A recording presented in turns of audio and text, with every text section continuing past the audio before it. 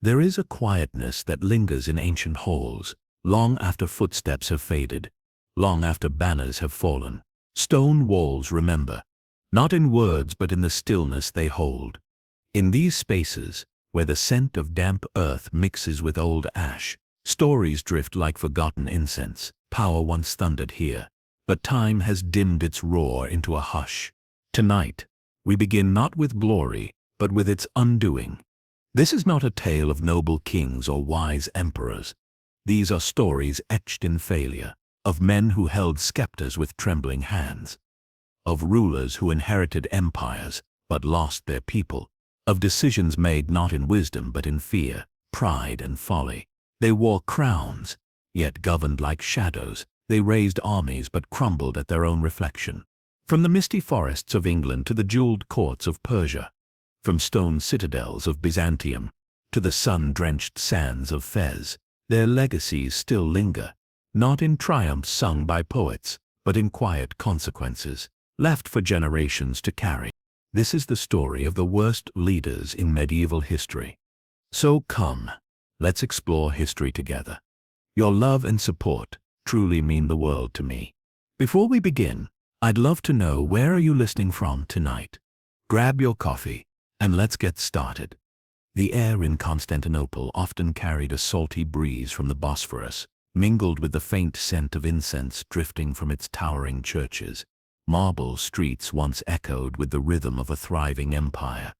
The heartbeat of Byzantium, half Roman, half Eastern dream. But in the late 7th century, a strange silence began to settle over the city.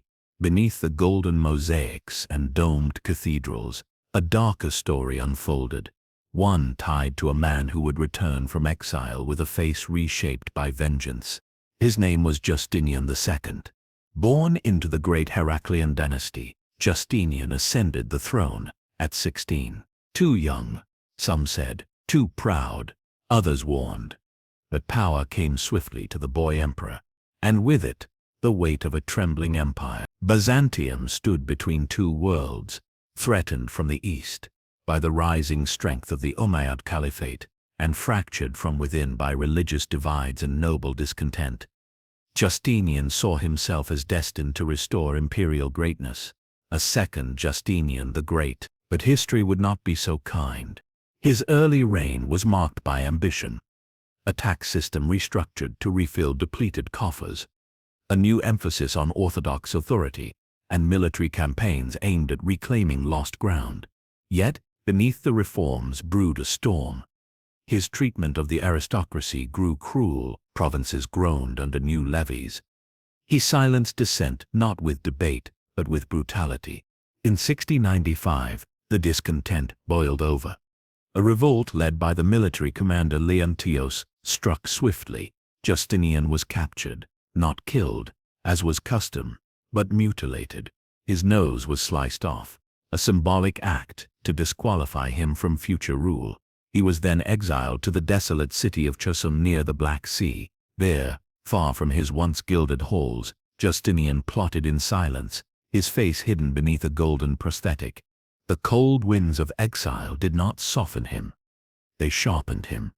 For 10 years he waited, brooding, calculating, fueled by resentment.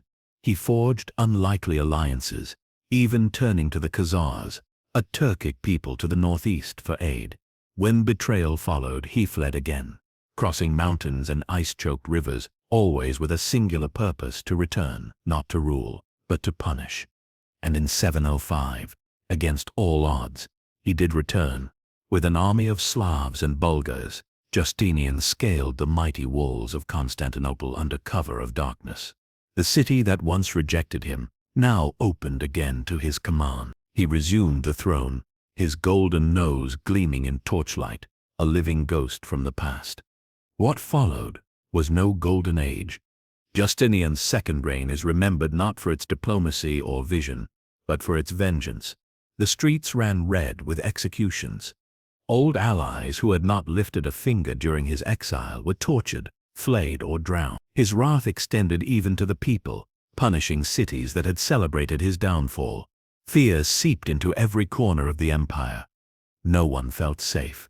Not courtiers, not generals, not priests, and yet, amidst the fury, he tried to reignite his earlier policies, resuming his heavy-handed taxation, reasserting religious orthodoxy.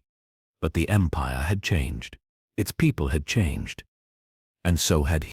It was said Justinian no longer looked human, not just because of the mask, but because of what it hid: the hollow gaze, the tightened skin, the strange detachment from ordinary emotion.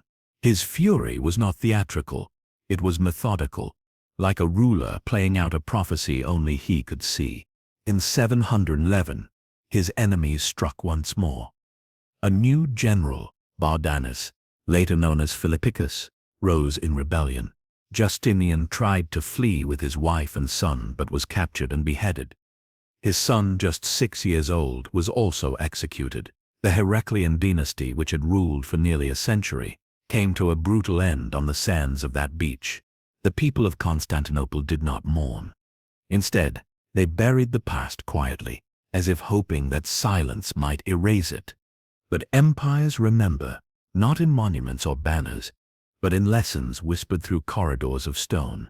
Justinian II's legacy was not one of restoration but of ruin. He held power twice, and both times drove it deeper into chaos. Where wisdom might have healed, he sowed fear. Where patience was needed, he delivered rage.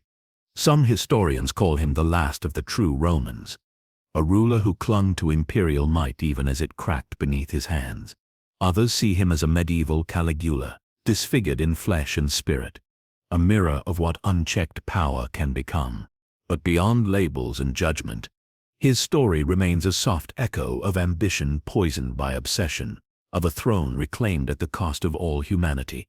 The Bosphorus still whispers his name in the cold wind. And tonight, as sleep settles like fog upon the listener, that name drifts with it, softly, and then fades. Justinian. In the thick woods of northern France, the wind curls low among the oaks, soft as breath. It moves past half-buried stones and the crumbling outlines of keeps long lost to ivy and time. Somewhere beneath that moss and earth lies the echo of a prince crowned in title, but never in purpose, a man who could have ruled nations, yet stumbled through history like a bird with broken wings. His name was Robert Curthose, eldest son of William the Conqueror. Born around 1051, Robert was a child of destiny. His father, the mighty Duke of Normandy, and future King of England, was a towering figure in European history. But Robert was not made in that mold. Where William was shrewd and iron-willed, Robert was impulsive and soft-hearted, tall and stout, with a reputation for charm and generosity. He was often beloved by those around him, but rarely trusted with command. From the beginning, Robert longed for power, yet lacked the discipline to wield it. His childhood was marked by growing resentment toward his father and siblings, particularly his younger brothers, William, Rufus, and Henry, both of whom would later rule England. Robert saw himself as rightful heir to his father's domains, but his actions would lead him far from any true crown. He led his first rebellion while still a young man, stirred by a prank gone wrong, when his younger brothers dumped a chamber pot on his head. Yes, such things happened even among royal blood. Robert stormed off in rage and raised a small army. The rebellion was quickly crushed, but it marked a pattern that would define his life: bold gestures with no plan, ambition without execution. Still, William the Conqueror left Robert the Duchy of Normandy upon his death in 1087. It was a gift filled with quiet curses. Normandy was restive, deeply feudal, and hard to govern. And Robert, despite being its duke, rarely treated it as more than a purse for his adventures. He levied heavy taxes, not to improve the duchy, but to fund mercenaries and extravagant travels. He was often absent, more interested in fame than administration. Then came the call of the Holy Land. In 1096, inspired by the Pope's summons for the First Crusade, Robert mortgaged his duchy to his brother William II of England for a hefty sum, then set off eastward with a glittering retinue. And though history might expect him to falter there, something curious happened. Robert fought well. He displayed courage, camaraderie, and surprising competence. At the siege of Jerusalem in 1099, he was among the first over the walls. For a brief moment, the reckless falcon soared, but even the Crusades could not anchor his destiny. When Robert returned years later, he found William II dead and his youngest brother, Henry, sitting upon the English throne. Robert, ever the heir in his own mind, challenged this, marching into England in 1101 with an army. The people did not rise for him, nor did the nobles flock to his banner. His disorganized campaign ended not in battle, but in negotiation. Robert was paid to leave, promising never to return. It was a peace born not of victory, but of exhaustion. In Normandy, meanwhile, chaos reigned. His rule had become increasingly sporadic. Banditry thrived. Lords defied him openly. The duchy he once abandoned for crusade gold now unraveled in his hands. He spent his days in distraction and luxury, his court known more for feasting than governance. Chroniclers began to whisper of his gluttony, his vanity, and his inability to command respect. Then, in 1106, his brother Henry came to finish what peace had delayed. At the Battle of Tinchebray, the two armies clashed.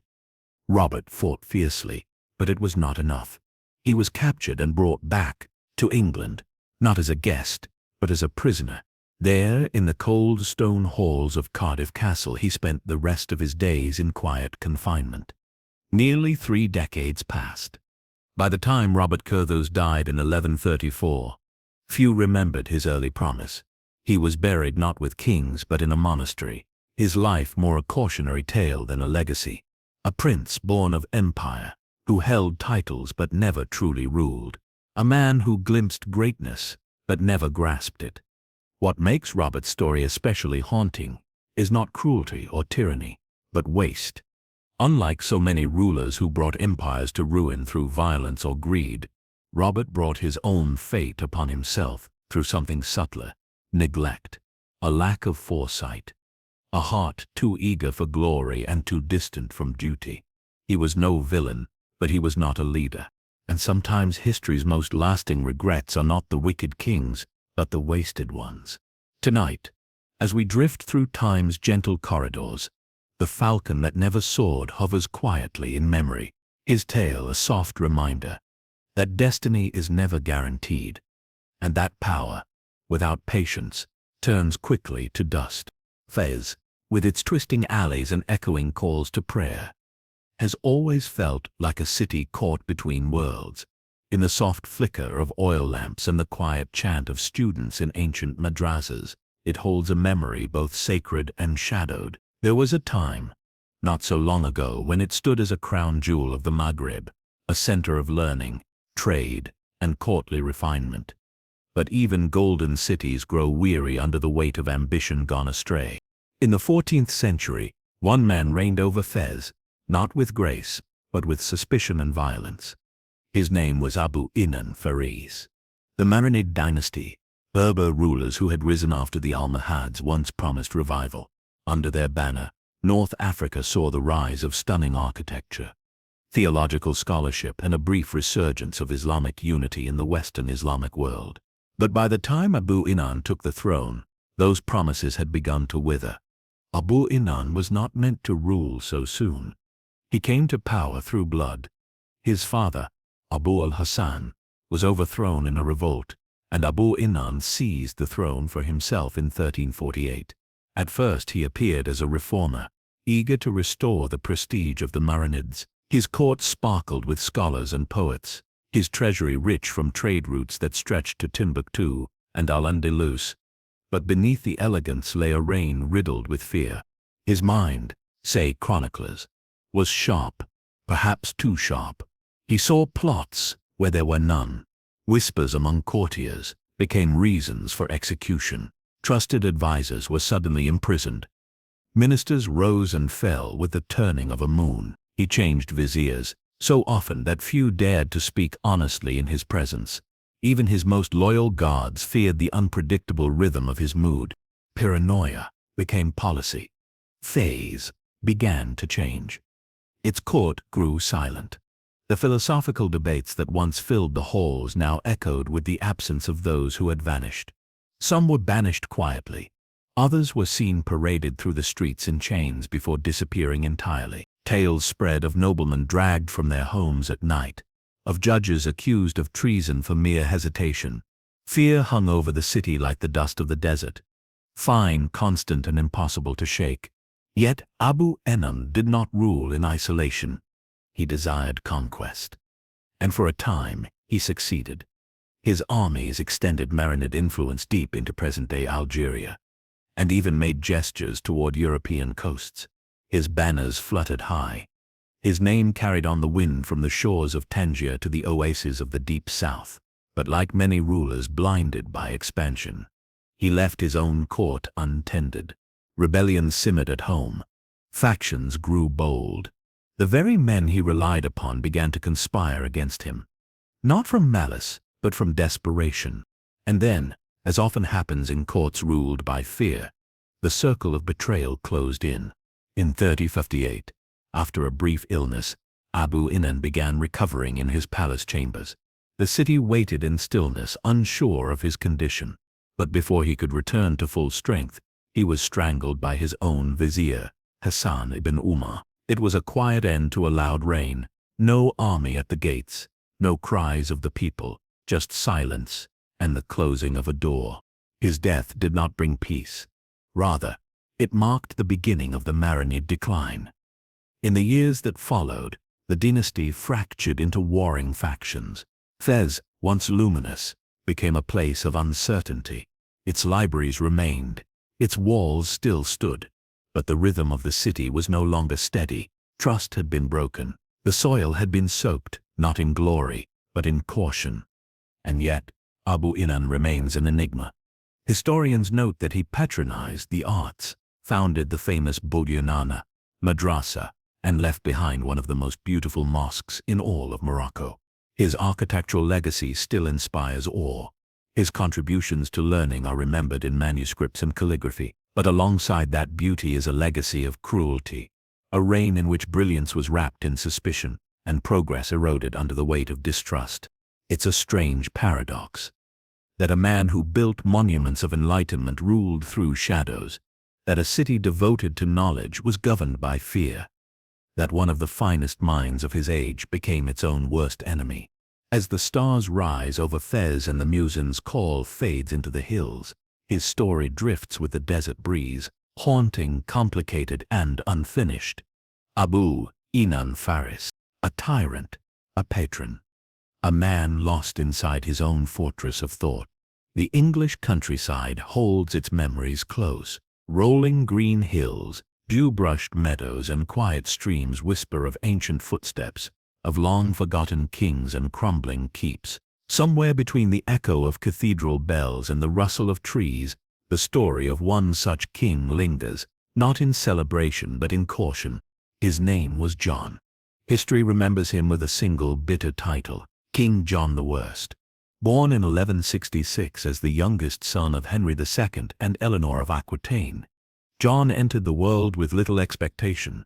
He was, after all, the fourth son, unlikely to inherit lands or thrones. His father famously referred to him as Lackland, a nickname that would follow him throughout his life like a shadow. But as fate unfolded, deaths and betrayals among his brothers cleared a path to power. By 1199 he stood crowned King of England. But a crown does not make a king. From the very start, John's reign was stained with distrust. His relationship with the barons, England's powerful nobles, was fraught with tension. Where earlier monarchs had balanced ambition with diplomacy, John often relied on force, fear, and manipulation. He taxed heavily, not to build or defend, but to fund disastrous military campaigns and personal indulgences. Castles were stripped of their silver, and abbeys squeezed for every coin. The treasury fattened, but the kingdom soured, and the lands he was meant to protect began to fall away. John's greatest failure was the loss of Normandy, once a proud jewel of the Plantagenet crown. Through poor strategy and petty quarrels, he ceded nearly all of England's holdings in France. His inability to form strong alliances, paired with his ruthless treatment of allies, isolated him on both sides of the channel. When he needed friends most, few remained. Perhaps it wasn't just politics that failed him, but his temperament. Chroniclers describe a man of sharp intelligence and mean spirit. He was prone to outbursts, jealous of others' accomplishments, and often cruel without reason. Tales of imprisoning political opponents in starvation cells or hanging noble children as hostages filtered through the country like smoke. Even in an age of ruthless kings, John's name became a byword for tyranny. And yet, there was another arena where his legacy burned brightest: his conflict with the Church. In 1205, after a disputed election for the Archbishop of Canterbury, John defied Pope Innocent III by rejecting the papal nominee. The Pope responded with a powerful spiritual blow, placing England under interdict, halting all church services and sacraments. It was as though the divine breath had been removed from the realm. Weddings ceased, burials were denied, bells fell silent. For 6 years, England existed in a kind of spiritual twilight. Eventually, faced with internal unrest and the looming threat of papal invasion, John relented. He not only accepted the Pope's authority, but offered England as a papal fief, placing his kingdom under papal protection in exchange for support. To many, it felt like a betrayal. Their king had not defended them. He had sold their crown. But perhaps John's most famous moment of reckoning came in 1215. England's barons, weary of extortion, broken oaths, and arbitrary rule, rebelled. They marched against him, not with swords alone, but with parchment. At a meadow near the River Thames called Runnymede, they forced John to sign a document that would become one of the most significant in world history, Magna Carta. It was not a grand philosophical declaration of liberty, not then, but it was a beginning. A list of grievances, rights, and limits placed upon the crown. It declared that even the king was subject to the law. John never intended to honor it. No sooner had the ink dried than he sent envoys to the Pope to annul it, declaring it made under duress. Civil war erupted. Rebel barons invited Prince Louis of France to claim the English throne. The country was fracturing again, teetering toward ruin, but John would not live to see the outcome. In October 1216, while traveling across eastern England, he contracted dysentery.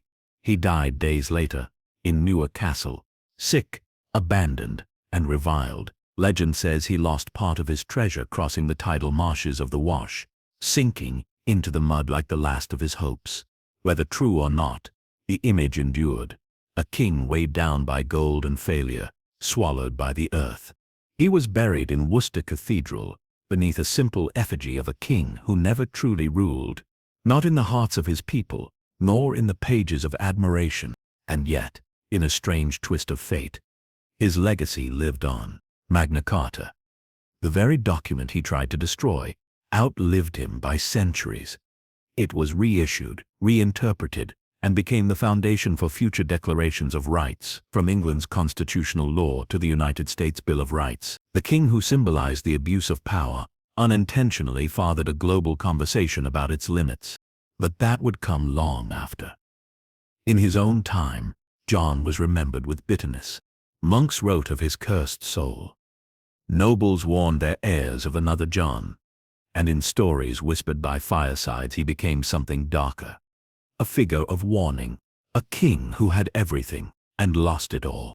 Tonight, as the rain falls softly over the English moors, and the wind brushes the graves of forgotten knights, the hollow crown of John still rests in the memory of the land. Not as a beacon, not as a tyrant to fear, but as a quiet reminder that even kings must answer to something greater than themselves. In the heart of medieval Paris, where the Seine glides beneath stone bridges and lamplight flickers against cathedral walls, history still breathes. Among the many kings who passed through its marble courts and tapestry-lined halls, few left a legacy so sorrowful, so fragile as Charles VI of France. He was called Charles the Beloved in the brightness of his youth, but by the end, the world knew him only as Charles the Mad.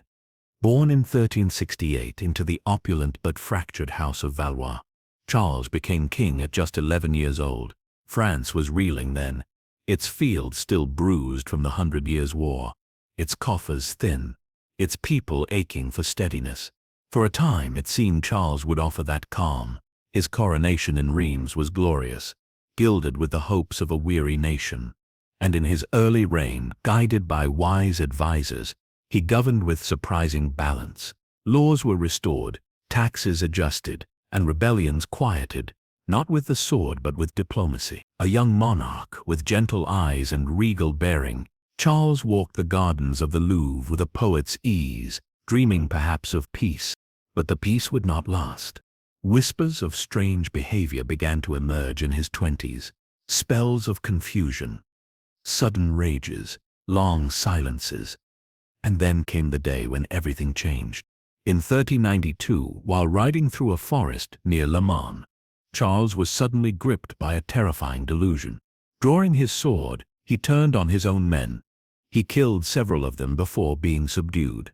When the spell broke, he remembered nothing. It was the first of many such episodes. From that moment forward, the king was never truly whole again. His madness came in waves.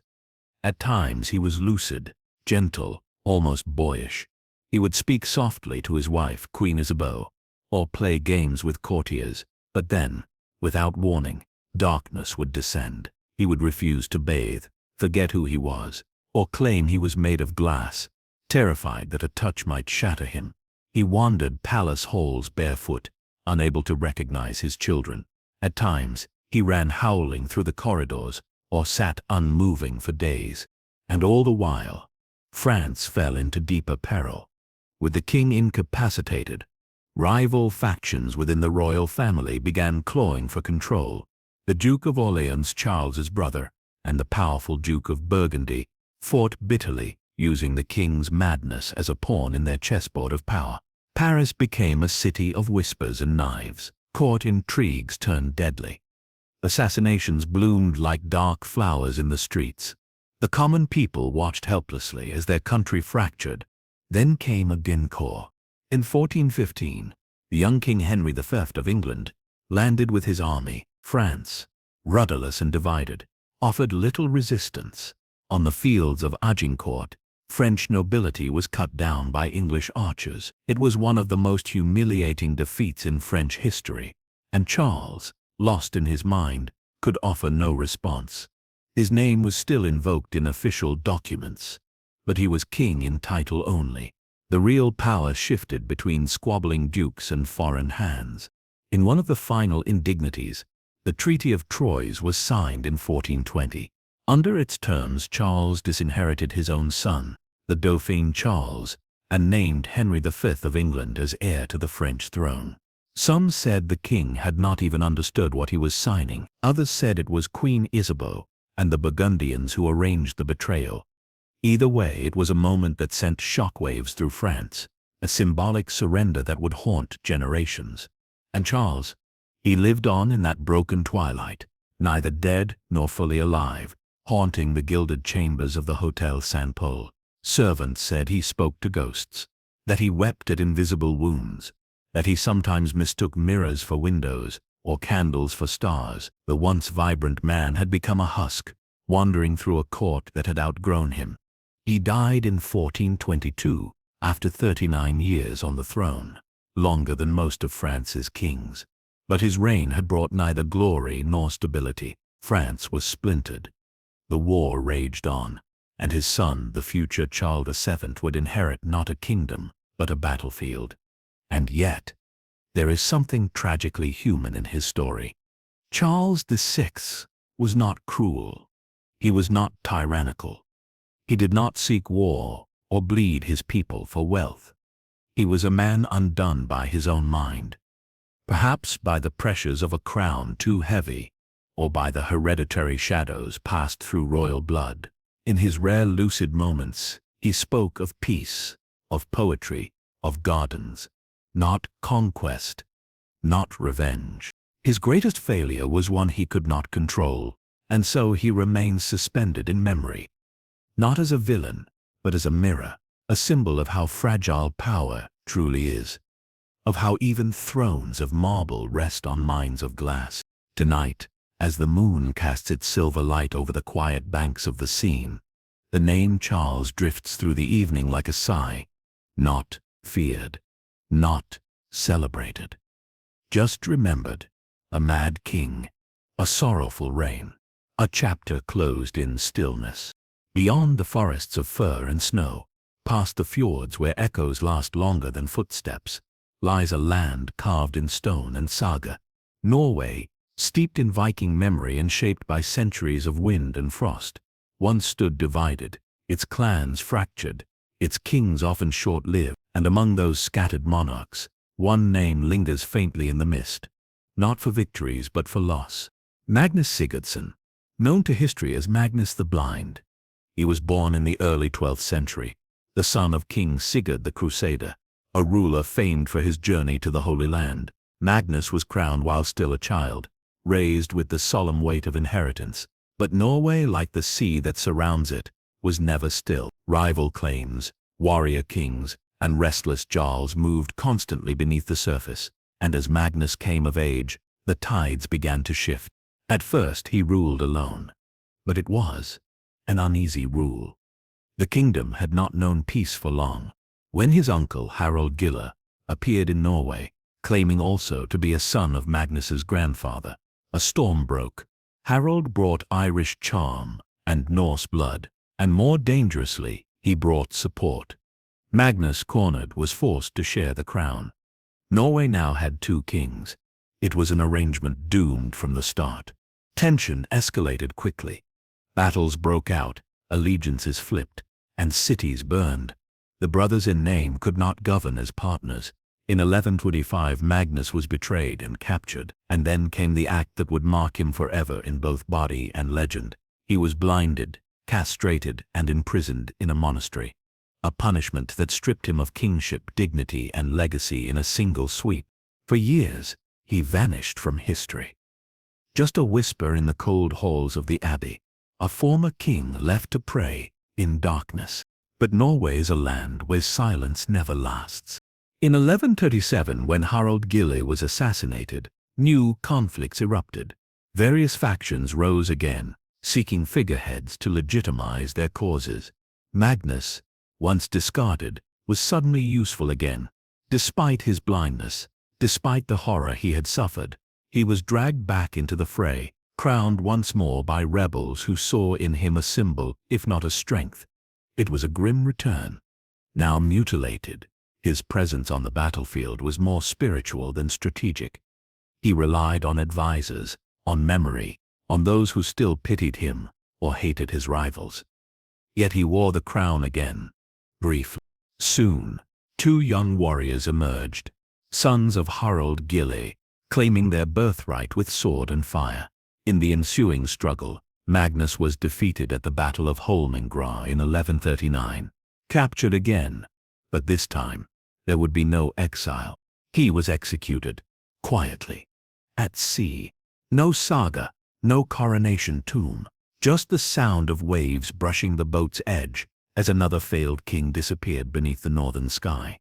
But perhaps what makes Magnus's story linger is not merely the violence of his fate, but the image of his second reign.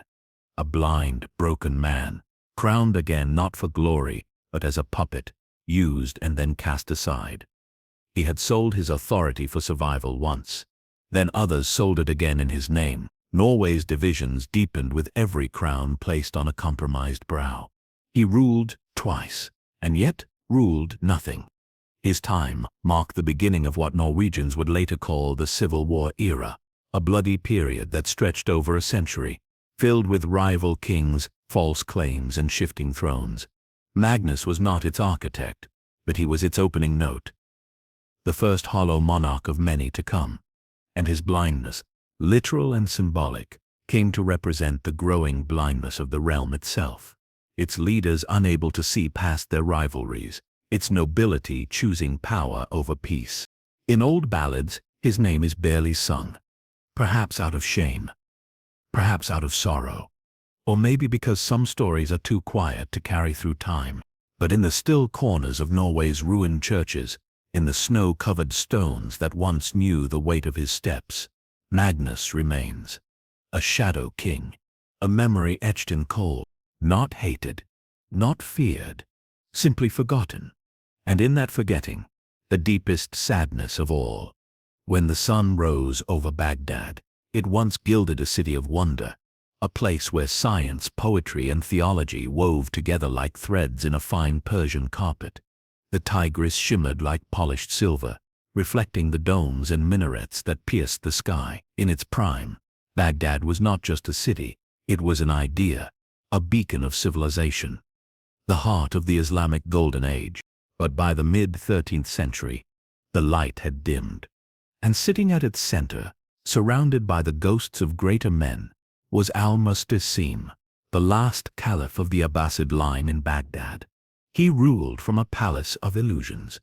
Al-Mustasim inherited the caliphate in 1200 and 1222, a title once held by giants like Harun al-Rashid, men who oversaw empires stretching from North Africa to the gates of India. But by al-Mustasim's time, that vast dominion had crumbled. What remained of the caliph's power was mostly ceremonial, confined to Baghdad and the surrounding lands. He had wealth, yes, splendor, yes, but influence? That had long since faded, and yet the world still looked to Baghdad as the symbolic heart of the Muslim world. Al-Mustasim was treated with reverence. Envoys still bowed, coins still bore his name. He dressed in robes of silk and offered blessings no longer backed by armies. Like an aging lighthouse he stood tall, but his beam barely reached the shore. Then came the Mongols. To the east, a new storm gathered, one that no city, no caliph, no prayer could stop. The Mongol Empire, now under Hulagu Khan, grandson of Genghis, moved westward with merciless precision. Hulagu was not content with conquest. He sought submission. He demanded allegiance from al-Mustasim, not just symbolic loyalty, but surrender of Baghdad itself. The caliph hesitated. Perhaps he believed his city's legacy would shield him. Perhaps he thought the Mongols, like past invaders, would bow to Baghdad's majesty. Or perhaps, like so many rulers isolated in comfort, he simply did not believe that something so terrible could happen. He refused Hulagu's terms. What followed was one of the most catastrophic sieges in world history. In January of 1258, the Mongol army encircled Baghdad. They built siege engines, dug trenches, and dammed rivers. The city, unprepared and undermanned, stood no chance. Despite warnings, al-Mustasim had failed to mobilize a proper defense. His military was scattered. His viziers, especially the powerful and divisive Ibn al-Alqami, had misled him, some say through treachery, others through incompetence. And the people paid the price. For 7 days, the Mongols stormed Baghdad. They destroyed libraries that had stood for centuries. They set fire to hospitals, mosques, schools. The House of Wisdom, one of the greatest centers of learning ever built, was reduced to ashes. Its books, some say, were thrown into the Tigris in such number that the river ran black with ink. Historians estimate that over 200,000 people may have died in that single siege. Others place the number even higher. And al-Mustasim, he was captured. Hulagu, though known for cruelty, did not wish to spill royal blood upon the earth. So in a cold, symbolic act, the caliph was wrapped in a rug and trampled to death beneath the hooves of Mongol horses. His sons were executed. His line, once the pride of Islam, was extinguished in Baghdad. It was not just a death, it was an ending. The fall of Baghdad in 1258 marked the close of the Abbasid Caliphate as it had been known for centuries. A world had ended, snuffed out in days by a combination of arrogance, inaction, and misplaced trust. Al-Mustasim's failure was not military alone. It was spiritual, symbolic. He ruled at a moment when leadership mattered most and offered none. He underestimated a threat unlike any before it. He relied on corrupt advisors. He failed to unify neighboring Muslim states in defense, and perhaps most tragically, he believed that history itself would protect him. But history is not a shield. It is only a witness. And so, Baghdad fell. Not to fire alone, but to silence, to the silence of leadership gone hollow. of a throne long left untended, of a caliph more interested in titles than duty. Even now, the scars linger. Though Baghdad would rise again, it would never be the same. The libraries, the scholars, the heartbeat of a civilization gone in a week. The Mongol sack of 1258 is remembered not just for its violence but for its symbolism. It was a reminder that even the greatest cities, even the most sacred titles, are vulnerable when guided by unworthy hands. And Al-Musta'sim, he remains a shadow, neither villain nor hero, simply absent. A man who stood still while history galloped toward him. Tonight, the Tigris still flows beneath Baghdad's bridges. Its waters quieter now, but still whispering of that dreadful week, and somewhere in that hush, the name Al-Musta'sim drifts like ash, not cursed, not mourned, just remembered, as in the shadowed silence of Kyoto's ancient palaces, where wooden floors creak beneath padded sandals and the scent of incense still lingers in the air. The echoes of Japan's emperors linger, some as whispers of wisdom, others as lessons in misjudged ambition. Among them, one name stands apart, not for might or legacy, but for how deeply he misread the tides of his time. Emperor Go-Daigo, a monarch who sought to resurrect imperial power in a land long ruled by warriors, and in doing so, plunged Japan into chaos. Born in 1288, Go-Daigo ascended the throne during a time of profound transition. The emperor in Kyoto was by then largely ceremonial. True power lay with the shogunate, the military government based in Kamakura, led by regents of the powerful Hojo clan. They ruled in the name of emperors, but the emperors themselves had little authority beyond ritual and poetry. Go-Daigo, however, was not content with that. Unlike his predecessors, he was not interested in remaining a quiet figurehead. He studied Chinese classics. He read of emperors who held true authority, and slowly, within the secluded chambers of the imperial court, a plan began to form. He would restore imperial rule, not as a symbol but as a living force. It was a dream, centuries out of step with reality. In 1331, after secret plots and failed diplomacy, Go-Daigo openly challenged the Kamakura shogunate. He attempted to rally loyalist forces, calling upon ancient loyalty to the chrysanthemum throne. But the military class was not moved by poetry. His rebellion was quickly crushed. He was captured and exiled to the Oki Islands, far from the imperial capital. There, surrounded by sea and silence, most believed his ambition had died.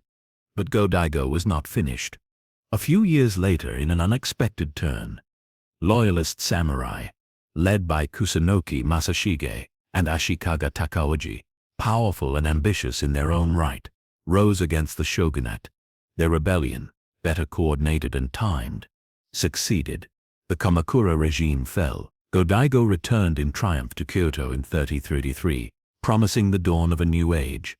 What followed is known in Japanese history as the Kenmu Restoration, an attempt to bring back centralized imperial rule. But it lasted only 3 years. Why? Because Go-Daigo, for all his scholarly wisdom, did not understand the world he was trying to command. The samurai class, which had fought and bled for his return, received little reward. He offered courtly titles and rituals to warriors who wanted land and authority. He reinstated a palace-centered bureaucracy in a nation that now ran on swords, not scrolls. Worse, his policies often favored old aristocratic families, alienating the very samurai who had raised him to power. Ashikaga Takaoji, one of his key military supporters, felt particularly betrayed. In 1336, Takaoji turned against the emperor, marching on Kyoto with his forces. Go-Daigo, unwilling to yield, fled south and established a rival court in Yoshino, clinging to his claim as the true emperor. Thus began the Nanbokucho period, a time of dual courts and divided rule.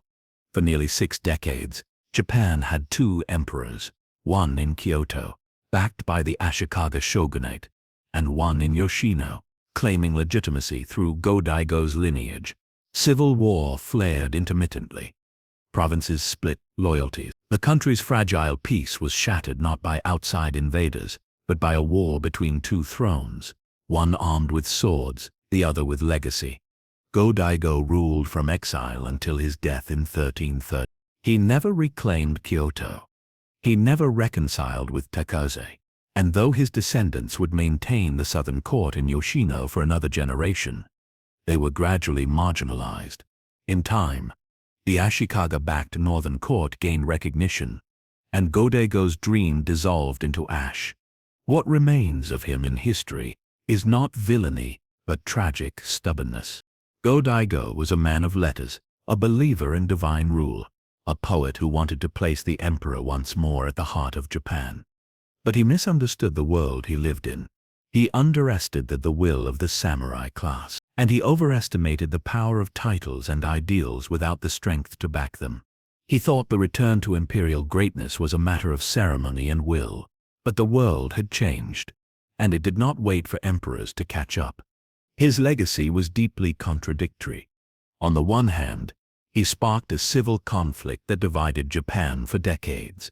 On the other, he inspired later thinkers with the idea of restoring imperial rule, a vision that would echo centuries later in the Meiji Restoration. His failure laid the groundwork for a future success, but he did not live to see that. He died in Yoshino, exiled from the city he once ruled, surrounded by loyalists who still believed, but who knew, deep down, that their dream was slipping away. Tonight, the lanterns still glow along Kyoto's old wooden lanes. The chrysanthemum throne remains in Tokyo, untouched by war for over a century.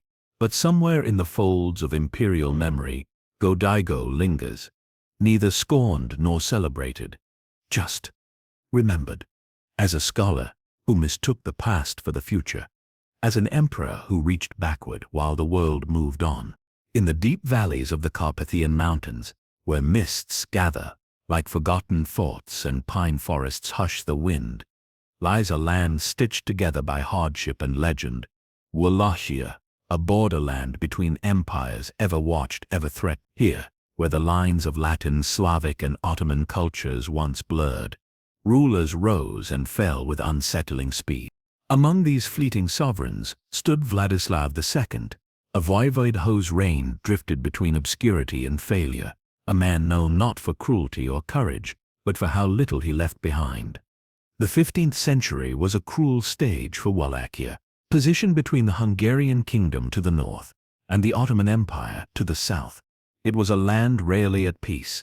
Princes were caught like insects between two flames, expected to pay tribute to one master while resisting the other. Few ruled for long. Many were exiled, murdered, or quietly forgotten. Vladislav II, born of noble blood, rose to power not through war or popularity, but through political design. Backed by the Ottomans, he was installed as Voivode of Wallachia in 1447. Following the murder of Vlad II Dracul, father of the more infamous Vlad III, later known as Dracula, the assassination had been arranged by the Hungarians, who sought to control the region more directly. But with the Ottoman support, Vladislav swiftly returned balance in their favor. What followed was a reign of cautious submission. Vladislav II was not a tyrant, nor a reformer. He offered no sweeping policies, left no grand buildings, and inspired neither terror nor loyalty. Instead, he ruled in the shadow of stronger men, namely John Hunyadi, the Hungarian warlord, and Sultan Murad II, who watched the Balkans with patient calculation. To each, Vladislav sent tribute. He offered obedience without distinction, quietly hoping to avoid attention. But Wallachia was no place for quiet kings. To rule such a volatile land required cunning, and Vladislav possessed too little of it. In time, his failure to align decisively with either Hungary or the Ottomans left him isolated. When Hunyadi demanded military support against the Turks, Vladislav hesitated. When the Sultan requested more taxes, he delayed. His indecision bred resentment on both sides. Worse, his grip on local nobility, the boyars, was weak. In Wallachia, the boyars were kingmakers. They expected rewards, autonomy and leadership in exchange for loyalty. But Vladislav, mistrusted and imposed from without, failed to secure their trust. His court grew restless. Factions emerged. Then came the return of a name that haunted him, Vlad III, Dracula's son. Exiled and raised in the Ottoman court, Vlad III had become a hardened figure, trained in both diplomacy and cruelty. In 1456, with support from Hungarian forces and the blessings of those seeking stronger leadership, Vlad III invaded Wallachia. Vladislav II attempted to resist, but his resources were meager, his alliances hollow. They met in single combat near Targsor. There, on a narrow field hemmed in by forest, the fate of Wallachia's throne passed from one man to another, not through strategy or siege, but through the clash of blades. Vladislav II was killed by Vlad III, who claimed the throne and would go on to become one of the most infamous rulers in Eastern European history. And just like that, Vladislav vanished. No tomb honors his memory. No chronicle praises his wisdom. His name exists only in the margins, overshadowed by the blood-soaked fame of his successor. Even among the people, his reign left little echo. He is not remembered as evil or noble, but as absent, a placeholder king in a time that demanded fire and steel. Still, his story offers something valuable, for even in failure, Vladislav's life reflects the deeper truths of medieval leadership. That power, once offered without depth, cannot hold. That neutrality, when pressed from all sides, becomes a form of weakness, and that in places where legend and politics entwine, forgettable men often serve as quiet bridges between darker chapters. He was, perhaps, a man out of place in a land hungry for extremes, too soft for the blade, too pliant for the throne. A ruler who ruled without ruling. And yet, in that silence, he also reminds us of the countless others who tried, who held crowns for brief moments before being swept away by stronger wills. Vladislav II is not remembered because he failed spectacularly, but because he never truly began. Tonight, the forests of Wallachia still sigh in the dark. The towers of old monasteries still catch the moonlight. And somewhere in the hush between wind and wood, the name Vladislav may stir, not loud, not proud, but simply there, a whisper, a forgotten king, a lesson dressed in silence. In Constantinople, where marble mosaics glowed by candlelight and golden domes mirrored the sky, power moved like smoke, beautiful, intangible, and deadly to those who reached for it carelessly. The Byzantine Empire, though fraying at the edges in the 11th century, still believed itself eternal, but even within its gilded walls, some emperors ruled not with purpose but with panic. And one such name, dim even among shadows, is Michael V. Calaphates, the emperor who ruled for just a moment and fell harder than most. He was not born to rule. Michael was the nephew of Michael I, a man who had risen to power through his marriage to the formidable Empress Zoe Porphyrogenita, one of the last direct descendants of the great Macedonian dynasty. When Michael I died in 1041, Zoe, by then aging but still powerful, arranged for her adoptive son Michael I to be elevated to the throne. She retained influence, as did her sister Theodora and the ever-watchful palace eunuchs. Michael V's nickname, Calaphates, meant the caulker, a nod to his humble background. His father had worked repairing ships. To the court aristocracy, this was a quiet insult. To Michael himself, it may have felt like a wound he needed to heal. But instead of ruling with humility or care, he seized the throne with a rashness that exposed his deepest insecurity. His reign began not with reform nor generosity, but with betrayal. Within months of becoming emperor, Michael exiled Zoe, the very woman who had placed the crown upon his head. He accused her of plotting against him and sent her to a distant monastery. It was a staggering misstep. Zoe, though past her youth, was beloved by the people of Constantinople. She symbolized continuity, legitimacy, and imperial dignity. By banishing her, Michael V shattered the delicate illusion that had supported his rule. The response was immediate. The streets of Constantinople, always simmering with political tension, erupted. Crowds formed in the Hippodrome. Shouts echoed through Hagia Sophia. By dawn, it had become a full uprising. The city's citizens, bakers, scribes, priests, and soldiers demanded Zoe's return. Michael panicked. In a moment of desperate calculation, he reversed course. Zoe was brought back, publicly displayed on the palace balcony, still wearing monastic robes. But it was too late. The people had seen the weakness behind the throne. That night, the mob surged again. Palace gates were breached. Fires spread. The imperial family's guards faltered. Michael fled the palace, disguised in common robes, and took refuge in the monastery of Stodios, an ancient place of learning and prayer. But the mob was relentless. He was found, dragged from sanctuary, and blinded. The once emperor, now disfigured and discarded, was exiled. His reign had lasted 4 months. What makes Michael V's story particularly tragic is not simply its brevity, but its emptiness. He came to power at a time when Byzantium still possessed the trappings of greatness, its art, its ceremonies, its long memory. But Michael entered that world with neither wisdom nor patience. He mistook the throne for authority, the crown for reverence. And in the empire of Constantinople, where legitimacy rested on centuries of bloodline and ritual, such assumptions were fatal. His blinding was more than punishment. It was a sentence of erasure. Byzantine custom believed that no man could rule once his sight was taken. The act was both symbolic and strategic, a means of removing rivals without spilling imperial blood.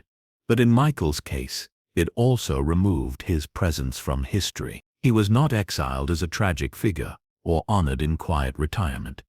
He vanished. No records speak of his death. No mausoleum bears his name. He disappeared into the forgotten monasteries of Asia Minor, a ghost in purple robes. And yet in that fall, the empire spoke a truth it had long carried, that the throne was never merely given. It had to be borne with grace, held with legitimacy, and wielded with intelligence. Michael V held it like a boy clutching a sword too large for his hands. After his removal, Zoe was restored. Alongside her sister Theodora, she ruled for a time, 2 imperial women presiding over a realm still haunted by war and politics. It would not last. The empire would fracture further, but for a fleeting moment, the fall of a forgettable man gave rise to the return of dynastic memory. Tonight, the ruins of Constantinople sleep beneath the stars, and the echoes of emperors drift softly between Hagia Sophia's marble columns. And somewhere, hidden among them, is the quiet shape of Michael Vez, a ruler who climbed too fast, stood too briefly and fell without sound. Not a villain, not a hero, just a man unready for the weight of empire. The hills of Scotland roll with ancient memory. Heather blooms across the moors, stone towers, now broken by time and wind, once stood tall in defiance of kings and invaders. And at the heart of one of Scotland's darkest chapters stands a man often remembered not for what he did but for what he failed to do. John Balliol, the king who wore the Scottish crown and let it slip through his fingers.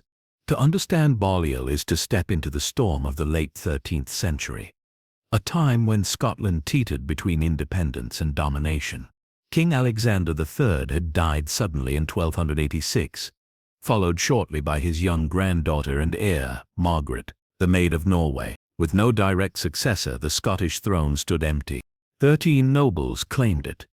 To prevent civil war, the Scottish lords invited Edward III of England to mediate. Known as Hammer of the Scots, Edward was a man of cold vision and imperial hunger. He agreed to arbitrate the succession, but only on one condition, that he be recognized as overlord of Scotland. It was the first quiet betrayal. Among the claimants, John Balliol had the strongest legal claim, a descendant of King David I. He held a respected name, noble birth, and a connection to powerful English families. Edward selected him as king in 1292, crowning him, but keeping his authority tightly leashed. From the start, Balliol ruled under shadow. He was forced to do homage to Edward. English officials meddled in Scottish law. Taxes were levied. When Edward summoned Balliol to fight in his wars against France, the Scottish lords balked. This wasn't sovereignty, it was subservience. Balliol's response was hesitant, pressured by his own nobles, especially the powerful guardians of Scotland. He entered into an alliance with France, Edward's bitter enemy. It was a bold move, and for a moment, Scotland seemed poised to assert itself, but Edward responded with fire. In 1296, English forces invaded. They sacked Berwick, massacring thousands. Balliol's army was crushed at the Battle of Dunbar. Towns fell, castles crumbled. And then, in one of the most humiliating moments in Scottish history, John Balliol surrendered his crown. In a solemn ceremony at Stracathro, he stood before Edward and was stripped of his royal robes. The Great Seal of Scotland was broken. The coat of arms was scratched from documents. He was nicknamed Tomb Tabard, empty coat. It was not just a name. It was a verdict. Edward had wanted not a rival, but a vassal. When Balliol tried to act like a king, he was destroyed, taken into English custody. He was imprisoned in the Tower of London. Later, under strict conditions, he was allowed to retire to his family estates in France, exiled and silenced. He would never return to Scotland again. What followed, however, was something John Balliol never intended. His fall sparked resistance. In his absence, William Wallace rose from obscurity, igniting rebellion with sword and spirit. Then came Robert the Bruce, who would one day reclaim the throne and win freedom at Bannockburn. In a strange way, Balliol's weakness paved the way for stronger men to emerge. Still, the legacy of John Balliol remains heavy. Historians have often viewed him with pity or disdain. He was not a fool, but he was weak, caught between a domineering king and a restless nobility. He lacked the fire of Wallace, the cunning of Bruce, the ruthlessness needed to hold a kingdom under siege. He tried to please everyone and ended up pleasing no one. Yet he was not cruel. He was not treacherous. He was simply unfit. The title of king, once placed upon his brow, seemed to weigh too heavily. He wore it like borrowed armor, shining from afar, but too large to wield. In the great theater of Scottish resistance, he was not a hero, nor a villain. He was a pause, a moment of failed sovereignty between two surges of defiance. A gentle man in a brutal age. Tonight, the Scottish winds still move across the ruins of his castles. His name, spoken softly, carries no triumph, no rage. Only a John Balliol, King of Scotland, in title, in exile, in silence. The sun over Castile falls heavy on the dry earth, where stones wear the age of centuries and bells toll across cathedral towers like distant memories. This was the heart of medieval Spain, fractured, fervent and restless. Here kings rose with sword and scripture in hand, carving Christendom from the remnants of Moorish strongholds and rival Christian crowns. And among those kings one would come to be called Ferdinand the Summoned, Ferdinand I of Castile, a boy who inherited not a throne but a storm. He was just 9 years old when his father, Sancho I, died suddenly in 1295. Sancho had ruled with aggression and cunning, pushing back enemies and securing his line with force, but his sudden death left the realm shaken, and his heir, young Ferdinand, stepped into a world of knives, banners and whispering ambition, a boy king, in a court of men. From the start, Ferdinand's rule was marred by internal strife. The nobility, restless and greedy, saw in him a child to be guided, manipulated, or removed. His mother, Queen Maria de Molina, acted as regent and shield, battling court intrigue with unmatched tenacity. She formed shaky alliances, penned letters in ink and fire, and navigated a maze of loyalties from Aragon to Portugal. But despite her strength, the crown slipped further from her son's grasp. Ferdinand I never truly reigned. He survived, propped up by his mother's will and the weight of a royal name. Yet survival was not the same as rule. As he grew older, he remained hesitant, deeply reliant on advisors, and unsure of his place. Even in his 20s, when he could have broken free from the web woven around him, he often deferred judgment, delayed decisions, and withdrew from conflict. And in the courts of Castile, indecision was a sin. One of the most infamous episodes of his reign began with two knights, Juan Alfonso de Benavides and Pedro Alfonso de Albuquerque, accused of murdering the nobleman Juan de Carvajal. The case stirred the court. The brothers were condemned by royal decree, yet they protested their innocence fiercely. When Ferdinand sentenced them to death, they issued a curse.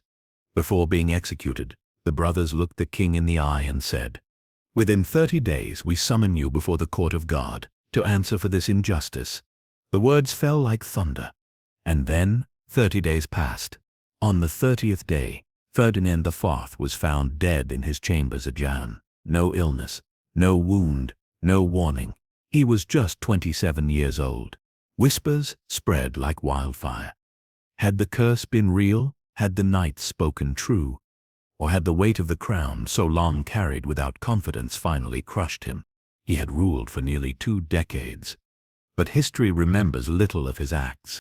Not because they were terrible, but because they were tepid. There were no great reforms, no victories that stirred the soul. His campaigns against the Moors were brief and half-hearted. His dealings with the church were cautious. His court, though ornate, was rife with indecision. Castile, surrounded by enemies and hungry for strength, was given delay after delay. Even his nickname, El Emplazado, the summoned, was not of honor, but of accusation. A name tied not to his deeds, but to a legend of failure. A name whispered in stories told beside hearth fires, where old women swore that kings too must face judgment. And yet there's something profoundly human in Ferdinand's story. He did not burn kingdoms, betray peoples, or wage reckless wars. He simply did not rise to the moment. A child king raised in fear, who grew into a man uncertain of power's purpose. A life spent in halls of stone, but never fully commanding the room. His legacy lies not in ruins or reforms, but in absence. After his death, his son Alfonso XI would inherit the throne and eventually restore Castilian pride through war, law, and fierce governance. It was Alfonso who would become the monarch his father never was. And perhaps in that passing of the torch, there is redemption. Ferdinand I faded from memory, but the lineage survived. His brief reign was a pause in a long crescendo, a moment of stillness before the storm returned. Today, in Jaén Cathedral, his tomb rests in shadowed silence, a heavy stone monument bearing royal symbols now worn by time. Pilgrims pass it, many unaware of the story buried beneath. Yet sometimes, if one listens long enough, the silence tells a tale of a boy who became king too soon, of a court that pulled from every side, of 2 knights and a curse, and of a name remembered not in triumph, but in mystery. Ferdinand, the summoned, called not by court nor crown, but, some say, by the Rhine moves steadily through Central Europe, as it has for centuries, past quiet villages, past crumbling castles, past fields once ruled by men who believed themselves chosen by heaven. Among the towering shadows of the Holy Roman Emperors, some names ring out with glory, while others fade beneath the burden of unrealized ambition. And among the latter stands Henry VI, a ruler whose dreams outgrew his time, whose rule flickered with promise, but whose legacy remains a study in distance and detachment. He was the son of Frederick Barbarossa, one of the most iconic emperors of the Middle Ages. Under Frederick, the empire expanded boldly, clashing with Italian city-states, popes, and the shifting web of medieval nobility. When Frederick drowned during the Third Crusade, his crown passed to Henry, who even before his father's death had already begun building an empire in his own name. But where Barbarossa ruled with dramatic force, Henry VI preferred cold precision. In 1191, Henry was crowned Holy Roman Emperor by the Pope, and from the start he sought not merely to inherit the empire, but to transform it. His vision was vast, continental. He believed in imperium universal, an empire that spanned from the North Sea to Sicily, and perhaps one day to Jerusalem. And he had already taken steps.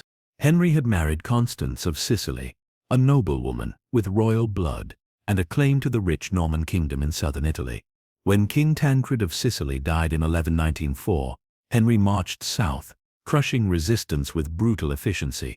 The conquest was swift, the surrender of Palermo total. With Sicily under his rule, he now controlled both the Holy Roman Empire and one of the richest kingdoms in Europe.